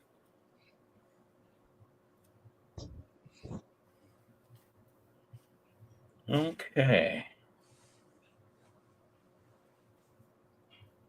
Yeah, but I want to say the whole reflection on the backstory as we're in Tarsus. I want to say that was like reflected. I was like, it's funny that we get this draconian that comes in, and they're familiar, comfortable, and we do learn they've been dealing with them. And what's the irony that they have pushed out a force that's against the dragons from older times, kind of thing. Well, also it's worth noting that the draconians being that they were everywhere, they still kept their hands bandaged, trying to maintain illusion. Really, that there's just a bunch of strange humans. As long as they could possibly uphold that, to the public, they kept doing it. That's good to know. I don't know if I picked that up in this book, but I mean that was something that they, generally started in the first book, especially when that's the first way we met them. Okay, that soft. Sorry. Yeah, go for it. That soft city that beckons you so strangely will fall easily. This is Sky talking to Kittyar. No army. They swallowed the bait and marched off to the frontier. That does not come up again. Yeah, I don't know. Because there is sometimes where that's like going back to the Songs of Nine. There's certain parts that are just like vague and maybe vague with purpose. But I want to say there's a lot of that the book shows us that there is a lot of ignorant steps that have taken place. Like, some armies. Sending your army away while another army is nearby seems really dumb. Yeah, I mean, there has been some missteps, and I think it all applies into this. It's just been a world for like 300 years that hasn't seen, like a force like this kind of thing. Hey, this is the real world that we live in, and we've had multiple military leaders try to fight land wars in Russia. So people keep doing dumb stuff. There's some elven spoke at the beginning of chapter 6. You're on chapter 6 now, right? Not yet, chapter 5. Okay. We're getting there. Yeah, it was pretty much the first paragraph of chapter 6 mentions the draconian bandages, or like the being wrapped or swathed. Oh, okay. I might have passed over it. And Mike, I didn't have a chance to say this about 20 minutes ago when I found out I do need to pop off soon. Okay. We'll pop off whenever you need to. Yeah, about 3 minutes. I told her 8:30. Okay. Yeah, so I guess we can move on to the next chapter real quick. Knights of Solamnia, chapter 6, Tasselhoff's Glasses of True Seeing. Two figures watch the group as they're led to their cells, leaving the informed Dragon High Lord as the group is transferring. Building the guards are taken out by hooded figures who turn out to be Knights of Solamnia. They're questioning the knights who they knew. Tasselhoff appears with the knights. It's kind of a confusing scene at first because the way it all plays out, like especially if you miss the whole task being taken by the knights originally during the whole riot scene and stuff. But I do like the way Tasselhoff does that. He did the whole Wicker Dragon thing, like, "Haha, you better kill them, guys." But Tasselhoff appears with the knights, satisfied, and they are led to some nearby ruins. Now in safety, they are better met with Alhana. She tells them that the Sylvanese elves had to flee their homelands due to the same evils that everybody else is seeing, same as the Quellenasi. Alhana coming to Tarsus looking for safety, but more so warriors to fight this great evil. Stern learns from the knights that there is a library in Tarsus. We meet Brian Donner, Knight of the Sword, Aaron Talbot, Knight of the Crown, and Derek Crownguard, Knight of the Rose. Derek tells he was sent to the library to find records, found them, but needs a translation, and are headed to San Chris to find scholars who would translate, but they found Tasselhoff instead, who uses the Glasses of True Seeing to read the book. The group is led to the library underground. Derek explains the book cannot be moved due to its age. Tass explains finding the glasses in the Dwarven Kingdom. The glasses translate any language, but sees things too true. We learn about the dragon orbs and their locations. They hear an army coming, and that's where chapter 6 leaves off. Later, guys. All right, Beck. Sorry. Bye, Mike. Have a good night, everybody. I do have one question for this chapter, and it was Tass kidnapped by these knights? And technically, it's a loose part of the book where, like, when Tass is kidnapped, we don't technically know who kidnaps him. I mean, he is later revealed to be with the knights and Alhana, but it's not specifically stated if these three, and it kind of goes against their principles. So I don't, I don't really see them kidnapping Tanis. How do you think Tass ended up with the knights and Ohana? Was it Ohana that grabbed him? I mean, it's described during the scene that he was grabbed by the neck and then shoved into a burlap sack, and that was the last thing he saw. So it was a man that got him. But knowing the knight's code and everything, I don't see them like sneaking up on somebody and kidnapping and putting somebody in a bag, especially without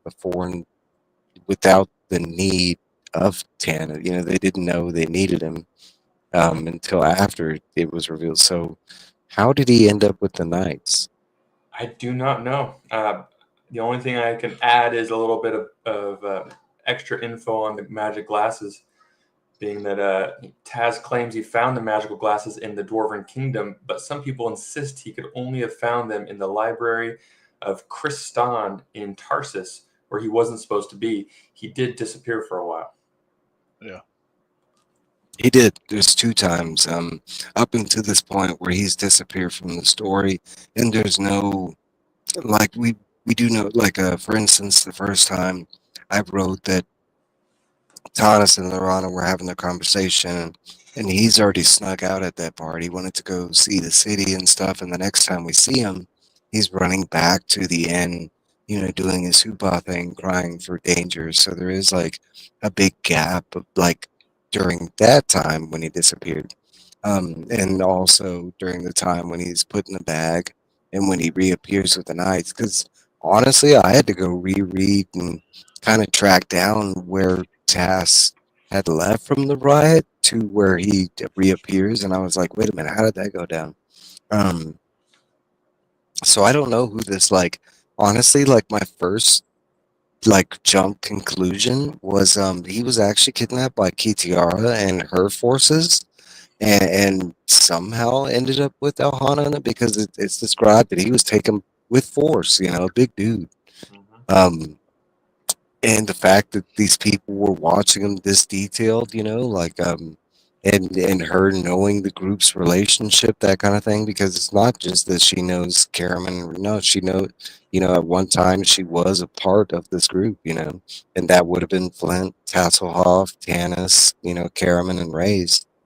Now she wouldn't have information on like Tika, those kind of people, which I don't know. Any thoughts? I have nothing. You've dug in deeper than I have, and I don't have an answer for you. I was able to find some interesting tidbit about were those knights or were they draconians that when they spoke Solamnic to Sturm? This is another good question because okay, so we go back to when they enter the city, right? And it's expressed that the guards like ushered him in without any problems until Stern walks past and his cloak flutters and one of the guards sees his, the knight symbol and he runs off. And then the next time we hear any information of this is when the Draconian steps forward to tell the constables what he saw or whatever. So like I was kind of in the line that the Draconian was, he's part, he's like a guard or something. He works for them or something. It kind of goes against my whole KTR thing, but it's not to say that she couldn't have set up a spy there because it is mentioned as a spy. Okay, those were Alhana's guards, which were knights. Yeah, and what they had said, Oath Sarthon e Paran, and Sturm gasped and responded, Es Sarthai and Paranith. Ultimately, my companions are your friends. That Sturm would also be a friend is implied is in his use of Solamnic. It is interesting to note that the root of both sentences, Sarathan and Sathari, is the basis for the city name of Zach. What is it? Zach Sarath? Is that where that was in the first book? Yeah. Zach, which literally means in Solamnic meeting place. So prior to the Cataclysm, Zach Sarath must have been a city of commerce founded by the Solamnics. I can kind of go with that because we do know there was a massive library down there, and we do the way the city was set up. It had like the bakeries and stuff like that. it felt like some kind of hub. It doesn't address the now questions that's pressing, but it does give some backstory. I like it. I There is. Oh, go ahead, Tim. Oh no, I was just thinking as far as the night snatching task, maybe they realized that what they were looking for, they were having such a hard time finding it, and this is just my guess, and they thought maybe a Kinder would find it easier. I can go with that. I can, see that happening.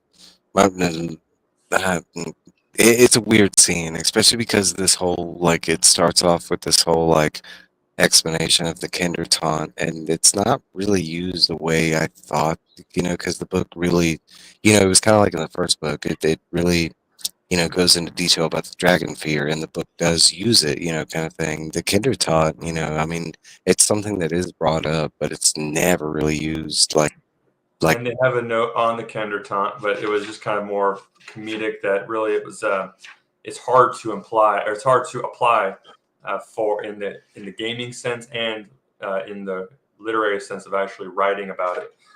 Of what it actually is or what it entails. The idea of entails. the Kinder came out of the game group and forever made life miserable for the people of Krynn. It seemed like an easy idea to implement in the game, but turned out to be a long-term challenge for those of us working on stories. I actually like the idea because maybe at this time it was like a new idea, but they do have these things within RPGs where they have like a war cry. Yeah, like a taunt, and that's specifically what it's called. It's like a taunt, and what it does in the game, it doesn't like physically hurt them or magically hurt them. It just like enrages them to the point where they make mistakes, kind of thing, So I mean, when it came up in the book, I actually loved the idea because it also kind of plays off they can't really be affected by fears. So I mean, the fact that they can do that with mass crowds, it made 100%, like I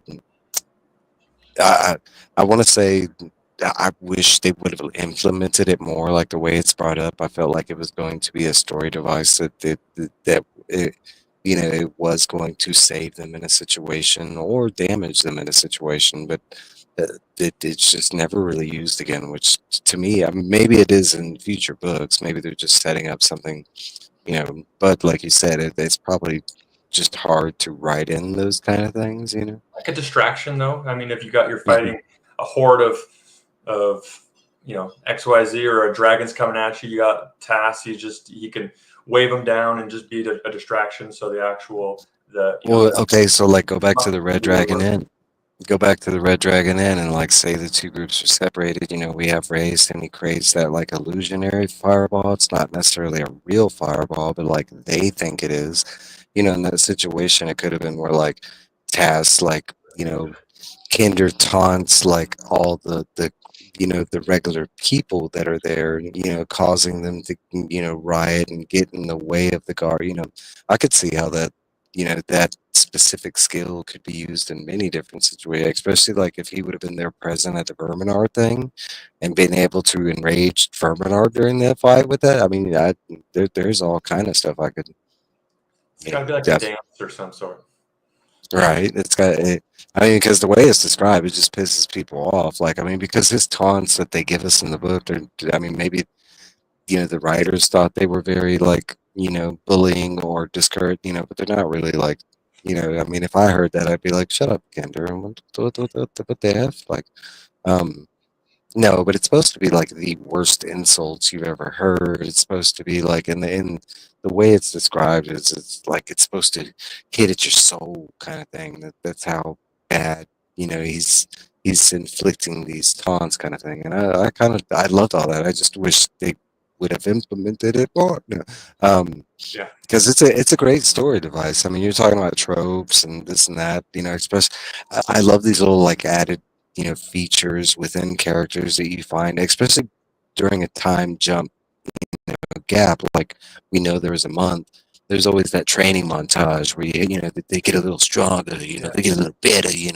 And I'm visioning Tass out there like with this wooden statue in the mountains, and he's all like, "F you, and he's over there like until the statue like breaks. because we do know that some of them it just breaks off, yeah, and he didn't even touch it. It was just from the insults. Because we do know that some of them did, train during this time. Because like Tika, it's explained that they tried teaching her the sword, and she can wield the sword, but she needs this massive area to wield it, or she's gonna cut everybody near her. So she's just pretty much stuck into the shield bashing technique, which I'm not against that. I mean, at least you know your strengths, kind of thing. Yeah. Because I would not like that in a story if like we just had this one person that was like every time they got in a battle that they're like, oh my God, Flint just got cut down because Tika wasn't paying attention. All right, so so chapter 7, not destined to meet again in this world. Um, due to an due to the upcoming army, the group split from the knights, but the knights want to go with Tass due to him knowing the location of the dragon orbs. Tanis denies this, but only due to knowing Tass would just abandon them anyway, out of boredom. Derek sees this as a slight against Stern. Actually, kind of states that he will hold this against him during his knighthood trials, kind of thing. Um, the dragon army comes, mostly burns down Tarsus, mostly. Um, the group is torn apart again due to the devastation. Sturm saving Alhana from being trampled by thousands of fleeing people. Seeing Stern in a different light at this time, she kind of falls in love with Stern. Um, they part, Alhana heading to her group that don't we learn is a bigger group that is seen off camera, kind of thing. But given the gem to Stern, and we'll get more information on the gem later on, we jump to Race's group, steal at the Red Dragon Inn, and decide what to do. They decide what to do. Discussion of suicide if they are caught, and not necessarily a suicide like it's like it's kind of like the Romeo and Juliet poison, suicide pact thing where they're choosing to make themselves look dead to appear to the enemy, um, but only if they're caught. They jump to Tanis and Gilthanas. Gilth is injured, but they make it to the end. They find Flint and Tass. Tass has been pinned under a house. Tanis tries to find help. Race fights off waves of draconians. During a break, Race and Lorana make a sleeping potion said to feign death. That's kind of what I was describing. Tanis makes it to the group, explains needing help for Tass and also denying the sleep potion plan. But before they can get started, Dragon comes and ignites the second and third floor of the building they're in. As the roof is falling in on the group, Race casts a spell. We jump back to Stern as he witnesses the inn falling in on itself, finding Elistan and Lorana, Flint, and Gilth. Stern finds all the weapons, told the rest of the group is under the inn with the main army approaching. Stern, Flint, Elistan, Lorana head to help Tass, but then flee, leaving the other group. They jump to we jump to an unconscious group. Race wakes up in the dark, toppled by his brother Caramon. Using his staff, it illuminates the room. They find themselves in a basement, being protected by a protection spell. Race cast.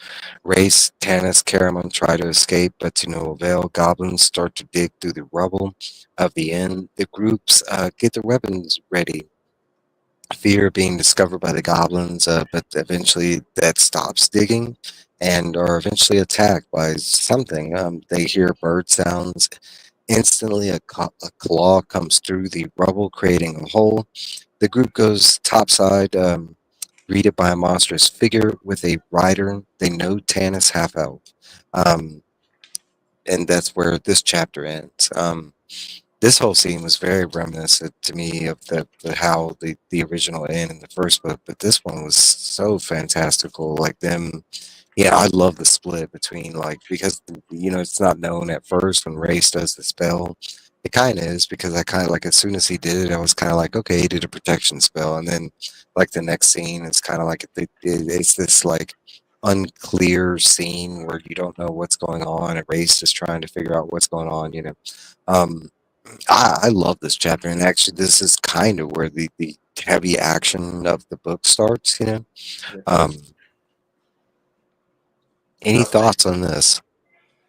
Uh, no, just it kind of briefly mentioned that here that in my notes that the elven the royal elves had access to telepathic capabilities because Alhana, I grew up as a kid just always remembering it as Alana, so it's still stuck in my head to say that. Uh, but Alhana, she sent a message telepathically and received an answer immediately, and she sighed. So she didn't get an answer that she was hoping to hear. It sounded like, but it just mentioned that it was that it was really soon after. Pretty much, you're never going to hear much of that going forward. It's just it was I do so remember. I do dwindled. remember that then. Mhm. Uh, but no, No, it but it is. was epic how everything unraveled and how the characters had no choice but to go, and then just the devastation of the inn itself, Yeah. I which want to say was the explanation of how everything plays down lies up to that, because it is mentioned that she does do that, and I want to say there is a moment in the first book where there might have been like an elf, like mentioning that they communicated like that, and like you said, it's like a brief mention or whatever, but like it does line up with some of the events that happened specifically during this chapter because Ohana's there with Sturm, and she leaves that war torn situation. And the next time we see her is at the end of this chapter with the creatures are about to meet. Um, but like you have to imagine the communication between the two, either like that the writers were just lazy and that no, so that kind of lines up with that she connected with these creatures telepathically or something like that, or the other elves, and they got them ready. And it could bridge gaps of what she's learning and help her move along confidently, and so I think it's definitely unique. I do wonder what the question she asked because I do remember that in her signing, like what was the question that she asked and what was she denied? Because we do know that she was there not only like not so much looking for safety, but she was really looking for warriors, like, you know, trying to, save her people kind of thing. So what was the question that was asked kind of thing? Is that what we're Mike is talking working overtime for sure. about? Thanks. I try. Yeah, but I had no answer to that. That's kind of why I passed over that. And sometimes I feel like if it's a spoilery thing, I might have passed over it. And that I felt like it was kind of thing, like it was something that they were setting up for the future, but maybe not. Maybe. Yeah. No, but I did love this whole scene, and there you talking about like splitting the party. Like in this one chapter, the group gets split like multiple times in multiple directions, and at one point they're all running off on their own, and they all like F it, let's make it back to the end, like, and they make it back there, and then the dragons bring the house. I mean, and then I want to say like I love Race, his character's design, like. Some of the things that the distrust behind Race that I'm a little tired of that, but I will say that in this chapter we get some of the lowest intelligent race I've ever come across. Like, why did you think this sleeping potion plan was gonna work? And I get the feigning death thing, but like we know these people are specifically looking for you. Like what? They wouldn't have found your bodies and been like, they kind of. I mean, you're a gold dude walking around. Like you're kind of noticeable. Like, You might want to run a sword through his body if he's laying there still. Yeah. but let's double check his mouth and make like, um, yeah.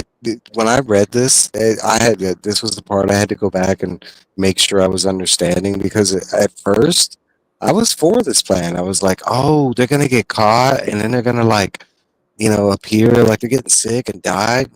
And I was like, oh, that could be cool. I was like, no, but that's not what he planned. He planned for them to drink it right then and there and like just make it look like they were dead in the end. I was all like, you don't think they'd bring your body back for proof? Like that was a thing that happened in the first book, and it wasn't like that when they didn't find the proof. Like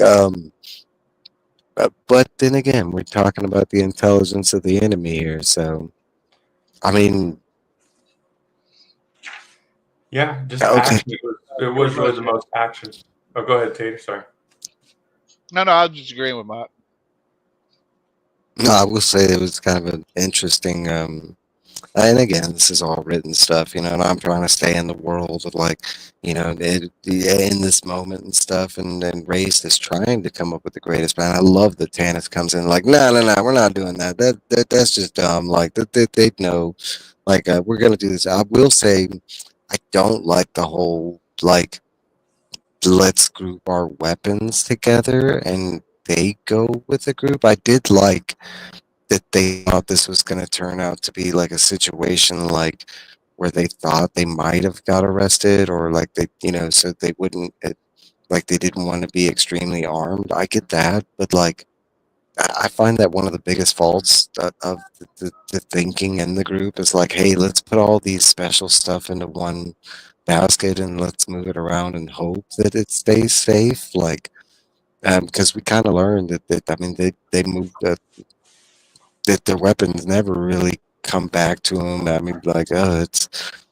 But I did not like that. Like, especially Tennyson, like leaving Wormslayer, like how important it is in the Dragon War. I was like, you're gonna travel without your sword, like, and at this time, the group's thought is that, yeah, we're gonna go to this next town that we don't know. They don't know what's out there. They're just hoping to find another town. So you're trying to tell me you're about to go in the wild without a sword? Like, man, what? Um, Question: Did you think at the beginning that or at the very end of this chapter that was Kitiara coming in to greet Tannis, or did you have any other alternative thoughts? I thought this was Ohana. I thought this was Ohana with the Griffins, and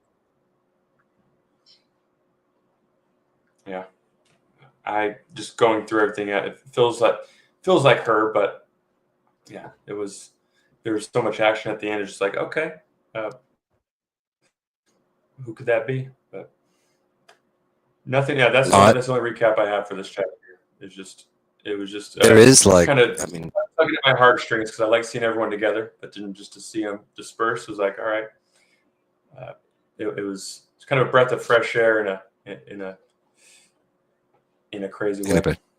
Yeah, I was about to say in a bad way because I'm with you. I'm not 100% fan of like splitting, especially this size of group up. Like that, like on a just breaking this down. There were parts where it was awkward to know who was exactly in whose group. Like because sometimes during the chapters there's only a couple people that talk during the of that group.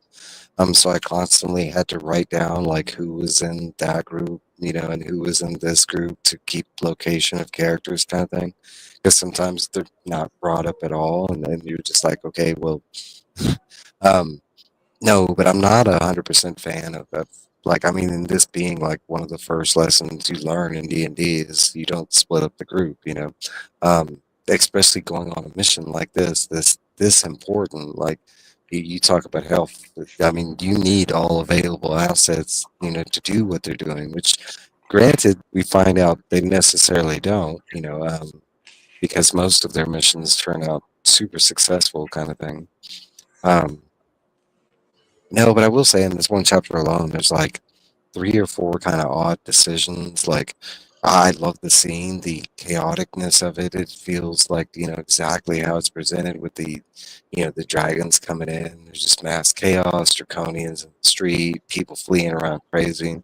I love the whole dragons flying around waiting for people to, like, after it's calmed down and they're just waiting for random people that are hiding to come out. And they're like, gotcha, you know.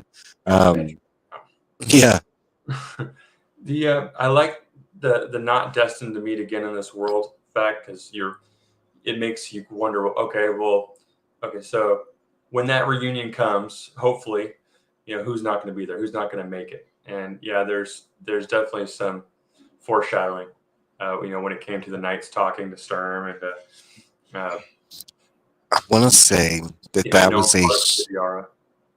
I want to say that once we get to this part, that was a huge dilemma in my mind because we're coming from a book where like they kind of alleviated out death, not necessarily that you can't die, but like that they could get, injured pretty badly and still be healed by Gold Yeah. Moon and Michigan. And then we go into this book, and that's like that's not really brought up that much because we have a bunch of situations where people are injured and they're either healed by either sources due to prejudices or what have you. But like, for instance, like Goldmoon in this book really becomes like a background figure, like where like there's a lot of times where I didn't even think she was in the book. Like I had to go back and retrace that. I was like, okay, she is here. They just haven't mentioned her. Yeah.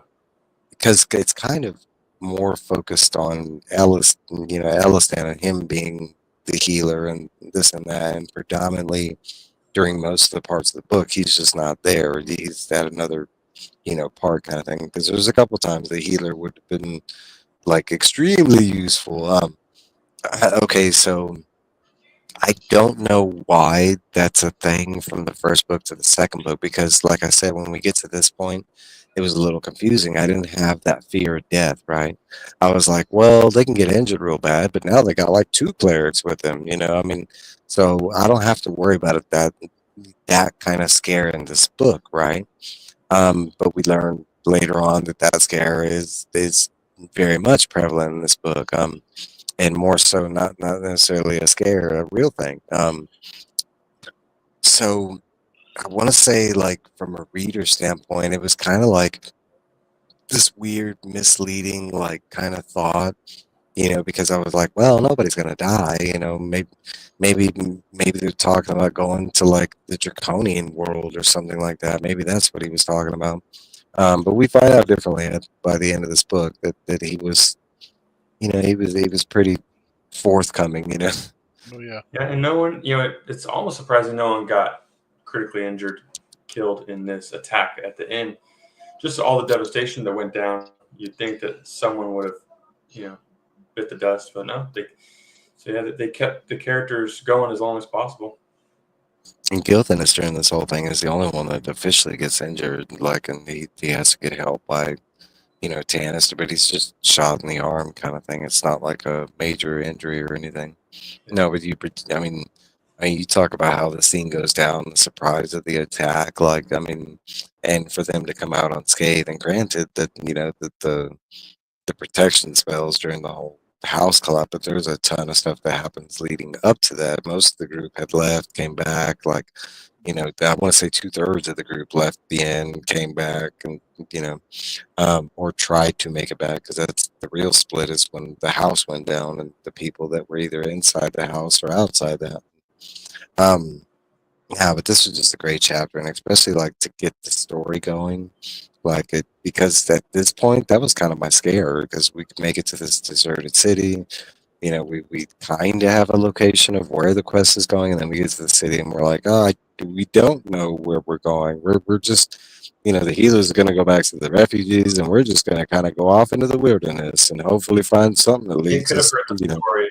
If nothing crazy happened, it could have hurt the story for sure. Making the reader go another X amount of chapters for something heavy to happen. So Yeah, especially I if feel we like if this we. chapter is where everything kicks off. Mm, I think it was excellent. All right, let's see. So, Chapter 8, Escape from Tarsus, the story of the dragon orbs. Dragons fly above Tarsus, kind of what I was mentioning before. One of the commanding dragons spies a dragon high lord who he thinks is Torda. We will reflect back down on a second. And is the dragon high lord of the blue dragons, which is Kit, who commands they not kill the adventurers, but only capturing. At the Red Dragon Inn, the three griffins are spotted, seen carrying survivors, and allowed to escape with the blue dragons following close behind. Flip back to Tanis's group, and it is Elhana Starbreeze with the three griffins who saved them, still needing warriors and claiming to have a dragon orb in Sylvanacey. They fly on the backs of griffins, chased by dragons. On the second night of their journey, Race is told about Race is told about the dragon orb, and we learn their origins, created in the Age of Dreams, with 3 moons in the sky, all 3 aligned wizards working together. The group not knowing of a third black moon, because at this time the mention of a third black moon is mentioned, are used to destroy an evil that was destroying magic. Race tells um, this information, but doesn't remember, telling or having this knowledge after he's told this. Race only knows that it takes great magical power to wield the dragon orbs, and only 3 are left in existence. We hear Alhana's father might have used his dragon orb. This is a conversation between Alhana and Tanis. After all are asleep, Alhana tells the real story of how her father obtained the orb, and Alhana tells that her father went to the orb. The orb was saying that a great evil was coming, and basically asked him to save the orb and take the orb away from the location it was being held at the time, which was one of the towers. Alhana also explains she gave a star jewel to Sturm, an extreme act of love for elves, but for human to elf only spells doom kind of thing. And that's where this chapter is. There's a lot that I haven't mentioned. There's these talk of these 5 towers, the importance of these towers. One of these towers we know is the High Tower of Sorcery. There's another tower that is told that is of great importance to the dragon, like High Lord army and this and that. I didn't really focus on these towers because the books don't go into super great detail about the towers at this moment. We just kind of get like locations and some of the purposes and uses of the towers. Like at one time, there was a tower that held some magic users, and the catalysm happened. And guess what? That tower's not there anymore. No. Well, even Raceland lied about it, because if Sturm were there, he would know about the 3 moons, because they're mentioned in the Song of Huma. But Raceland, he was obviously lying, because you have to know about them just to go take the test. Right. The trials, yeah, because they would have known, especially with the black aligned wizards, that they had a moon. That there's a lot of iffy stuff that come up with this whole explanation with the 3 moon, and I'm not saying I don't like it, but I feel like there should be some more knowledge of it, especially because there's knowledge of the orbs like after the catalyst, like especially when we learn more about Ohana's father and his kind of talk with the orb. Like, I feel like this would have been more of a known thing that I don't know, that should have been known, kind of. Well, the authors made a huge point that they were grateful for the use of the Griffins and Alana to help split the characters up to more digestible writing groups, because just having that many together. And this actually started the divide of where the modules came into play versus actual raw storytelling. So that it really starts to take place at this point in the books. So that does make a little sense, and the way this is structured from here on out does feel more module, versus like a written story kind of thing, I'll say. So that does make a lot of sense. I do love, because I made a comment before in the first book how we got the unicorn and the using like certain Greek characters like right off the bat. This felt like more D&D traditional with the griffins. The explanation of how like the griffins were able to fly in, because like somebody mentioned early on in Lord of the Rings, and the whole like how come Gandalf didn't summon the this was kind of one of those explanations. Well, if we got griffins flying around, how come they're not bothered by the dragons? And we learn they're just a little bit faster than dragons, and they're very ferocious fighters that dragons don't like to fuck around with, so that there's some really cool stuff, because like at first I really thought that was KTR that broke into the inn or whatever, and we do find out that it's Ohana and the Griffins, and KTR actually allowed them to fly in to save them, so she didn't have to, and expose the fact that she was going to help them. I kind of like, and you talk about how well written that is, because that's not so context on what goes down. All that is like bits and pieces that you have to put together. The whole scene where the griffins crack open the roof, and then leading into this scene, you kind of have to piece together those scenes to figure out what happened. But once you do, it's really cool because it's basically what it is. Alhana comes in, one of her griffins like messes up all the goblins that are there. The other griffin kind of opens up the roof and they kind of scurry out, and she's right there, like, aha! And you can't sneak up, or the griffins, they'll probably never take anyone by surprise because they have such a powerful body. They have to be loud to actually, to move as fast as they do. And They are described. That I would say I wasn't ready for, because usually griffins are described as like, a little bigger than lions or something like that. They're described as a little smaller than dragons, but around the same size. So these are vastly a lot larger creatures than like I was familiar with, kind of thing. I love griffins though. Egyptian mythology, yeah, baby. Um, no, but we are at our 2 hour mark. We did not make it through the first book. We made it hella far. We were, going to stop at chapter 9. Um, and we have a lot more to discuss. And I got a lot more questions, man. And some of the good questions, I hope we were going to touch base. We didn't even get there. No, but that just means we got more goodness coming up. But I don't want to stretch this out because 2 hours is fine. It's a lot to ask somebody to just sit here and watch. And, um, but I will tell you my thoughts on this book. I love this. That this was not a hard read. That there might have been some unknown or new literary devices that were new for me, but that's not that's not a shine on the book or anything. Actually, I kind of after you get to the main story of things, some of these things I really enjoyed. The way they were presented and brought about. Some of the mastermind behind the storytelling, like for instance, this whole scene with the griffins, and once you figure out like, exactly what's going on, it's some masterful writing kind of thing. Um, no, but I love this book, and again, I'm super excited to get to the next one, especially where this one leaves off of, because it leaves off with so many dang questions. But guys, I gotta thank you.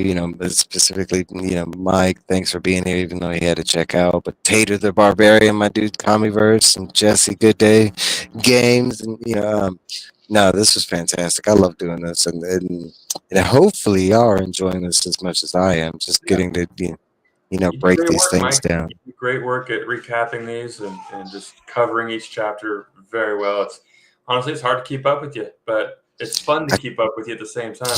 And I have a good tool in front of me that's really helping out.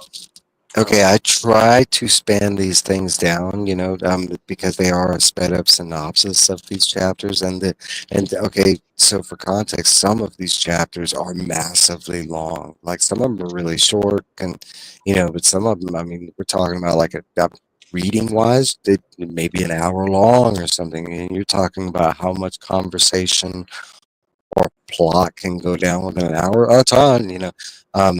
So trying to do that, and I'm always like, I honestly don't want to read like massive things. I'm trying, so that's part of it as well. Like I'm trying to keep them short and concise, but I don't want to leave out too much. Um, Especially the huge things. But I mean, I want to give it to them because every chapter, I mean, they just pack in so much information. New stuff with characters, locations, what's going on in the world. It's not like a one focused type of story, which is kind of fantastical in itself.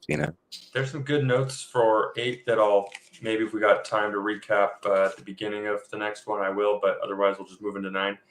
So, nah, heck no, give them to me now. Well, while we're on chapter, talking about elves a little bit. The elves have always blamed the humans for the ills of the world, and often with good cause.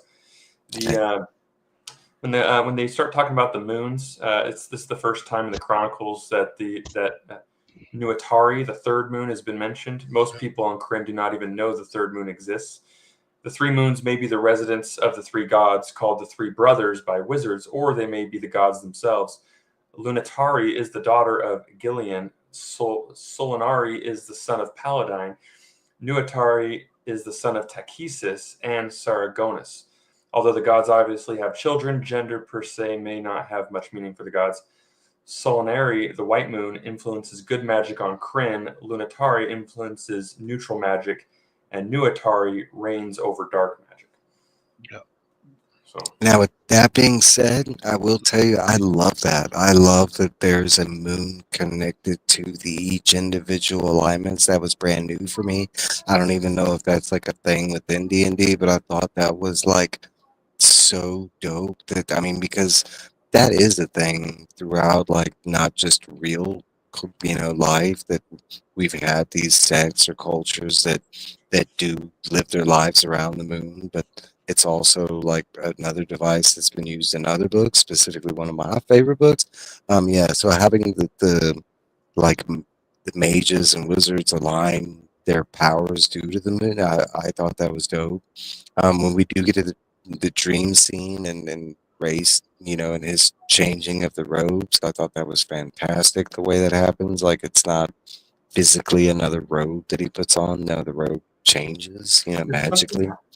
Sorry, did something happen to Raceland in this chapter that I overlooked? I know it says I've never. When his brother's talking about him, he says, "I've never seen it happen to Risk before," as if he becomes someone else. But it always leaves him exhausted, and he never remembers. Yes, because this Wait. is. Go ahead. No, I'm basically going to say the same thing you did, which is to Mike when he recanted the story. Yeah, because when he tells us the information about the dragon orbs, it goes into a trance basically, and like it's told to us, the readers, that this is not race. This is somebody speaking through race. That's why he doesn't remember it and doesn't recall that. And it's Like not going to hurt. And I don't think it's a true spoiler, so it's really not. But there is a note. This is, of course, Fiston Danalis. He's an old wizard that seldom gets mentioned in the chronicles. He gets more discovered in the legends of that's when the brothers forgot what the name of it. We do know that at this point he does have legends. He has the book of Fiston Danalis, and he's been brought up a lot more there. Yeah, he's been like in this specifically. We've already learned that Race did do that montage scene where he has been his spell levels, have increased because he did find that the book of Fiston Danalis, whatever. So that is interesting because I didn't know specifically who was talking through Race. Like, I knew it wasn't Fizban and the whole Paladine thing, but there's a couple different times during this book, and we were going to get there when we got to the dream scene, but like, who specifically Race is talking to, because this is not the first time. In the first book, there's two different scenes where somebody talks through Race. It's that, it's the scene where Race physically talks to another person inside his head. That's when he was like captured by the dragon and about to be burned or whatever. No, but this was like it. So for me, it just felt more like that, the gods intervening type of thing, and telling them the information, not only us, but because granted, this is brand new. Dragon orbs are brought up like very loosely. That the fact that they're called dragon orbs, yeah, it's important, but the way the knights bring it up is like, oh, well, this was something we were looking for. All of a sudden, it becomes like the main group's, campaign. It's okay, now this is what we're looking for because they're looking for it, kind of thing. But like, we don't even know at this point if the dragon orbs are good, bad, if they can do anything. I don't know, but there's no. But this is another one of those moments where I just felt it was like the gods intervening because the group isn't exactly moving in the direction they need to be, kind of thing. Yeah, and that was the biggest note that I wanted to add, except they did talk about when Tanis mentioned a lore master. It's usually actually, he mentioned like a lore master, I think it was like an elf, but that's usually designated for dwarves for their bards who retain the clan lore. But apparently Tanis's teacher in Quellenesti was also referred to as the lore master. It's also a name sometimes given to Astinus, and I don't think Astinus has been mentioned yet in the book. Did he come up in this chapter? No, he didn't. No. If I'm not mistaken, he's like the he recants. He's like the author of the world. He can see everything as Okay. it happens, and he's writing it down up in his great library, documenting just the world of Krynn as it happens. So I think they're touching on that character in the notes, so not even directly, but. Yeah. I don't. Okay, so that could have been something that was mentioned, and I passed over, just not without the foreknowledge of I don't what think that. so. But as The far lore as master. as far as I know, I think that's all that's been referenced as the lore mastering. But guys, let's cut it there. That we're gonna stop it like right there at chapter 8, leading into chapter 9. This is where we'll pick back up with part 2. I want to thank my panel for being here, and then everybody that stopped by and said hi and was part of the conversation. Thank y'all very much. Whoever watches on the rewind, thank y'all. And if you got any questions, leave them down in the comments. But guys, we're gonna get out of here. We're gonna say bye. We'll see you in 2 weeks.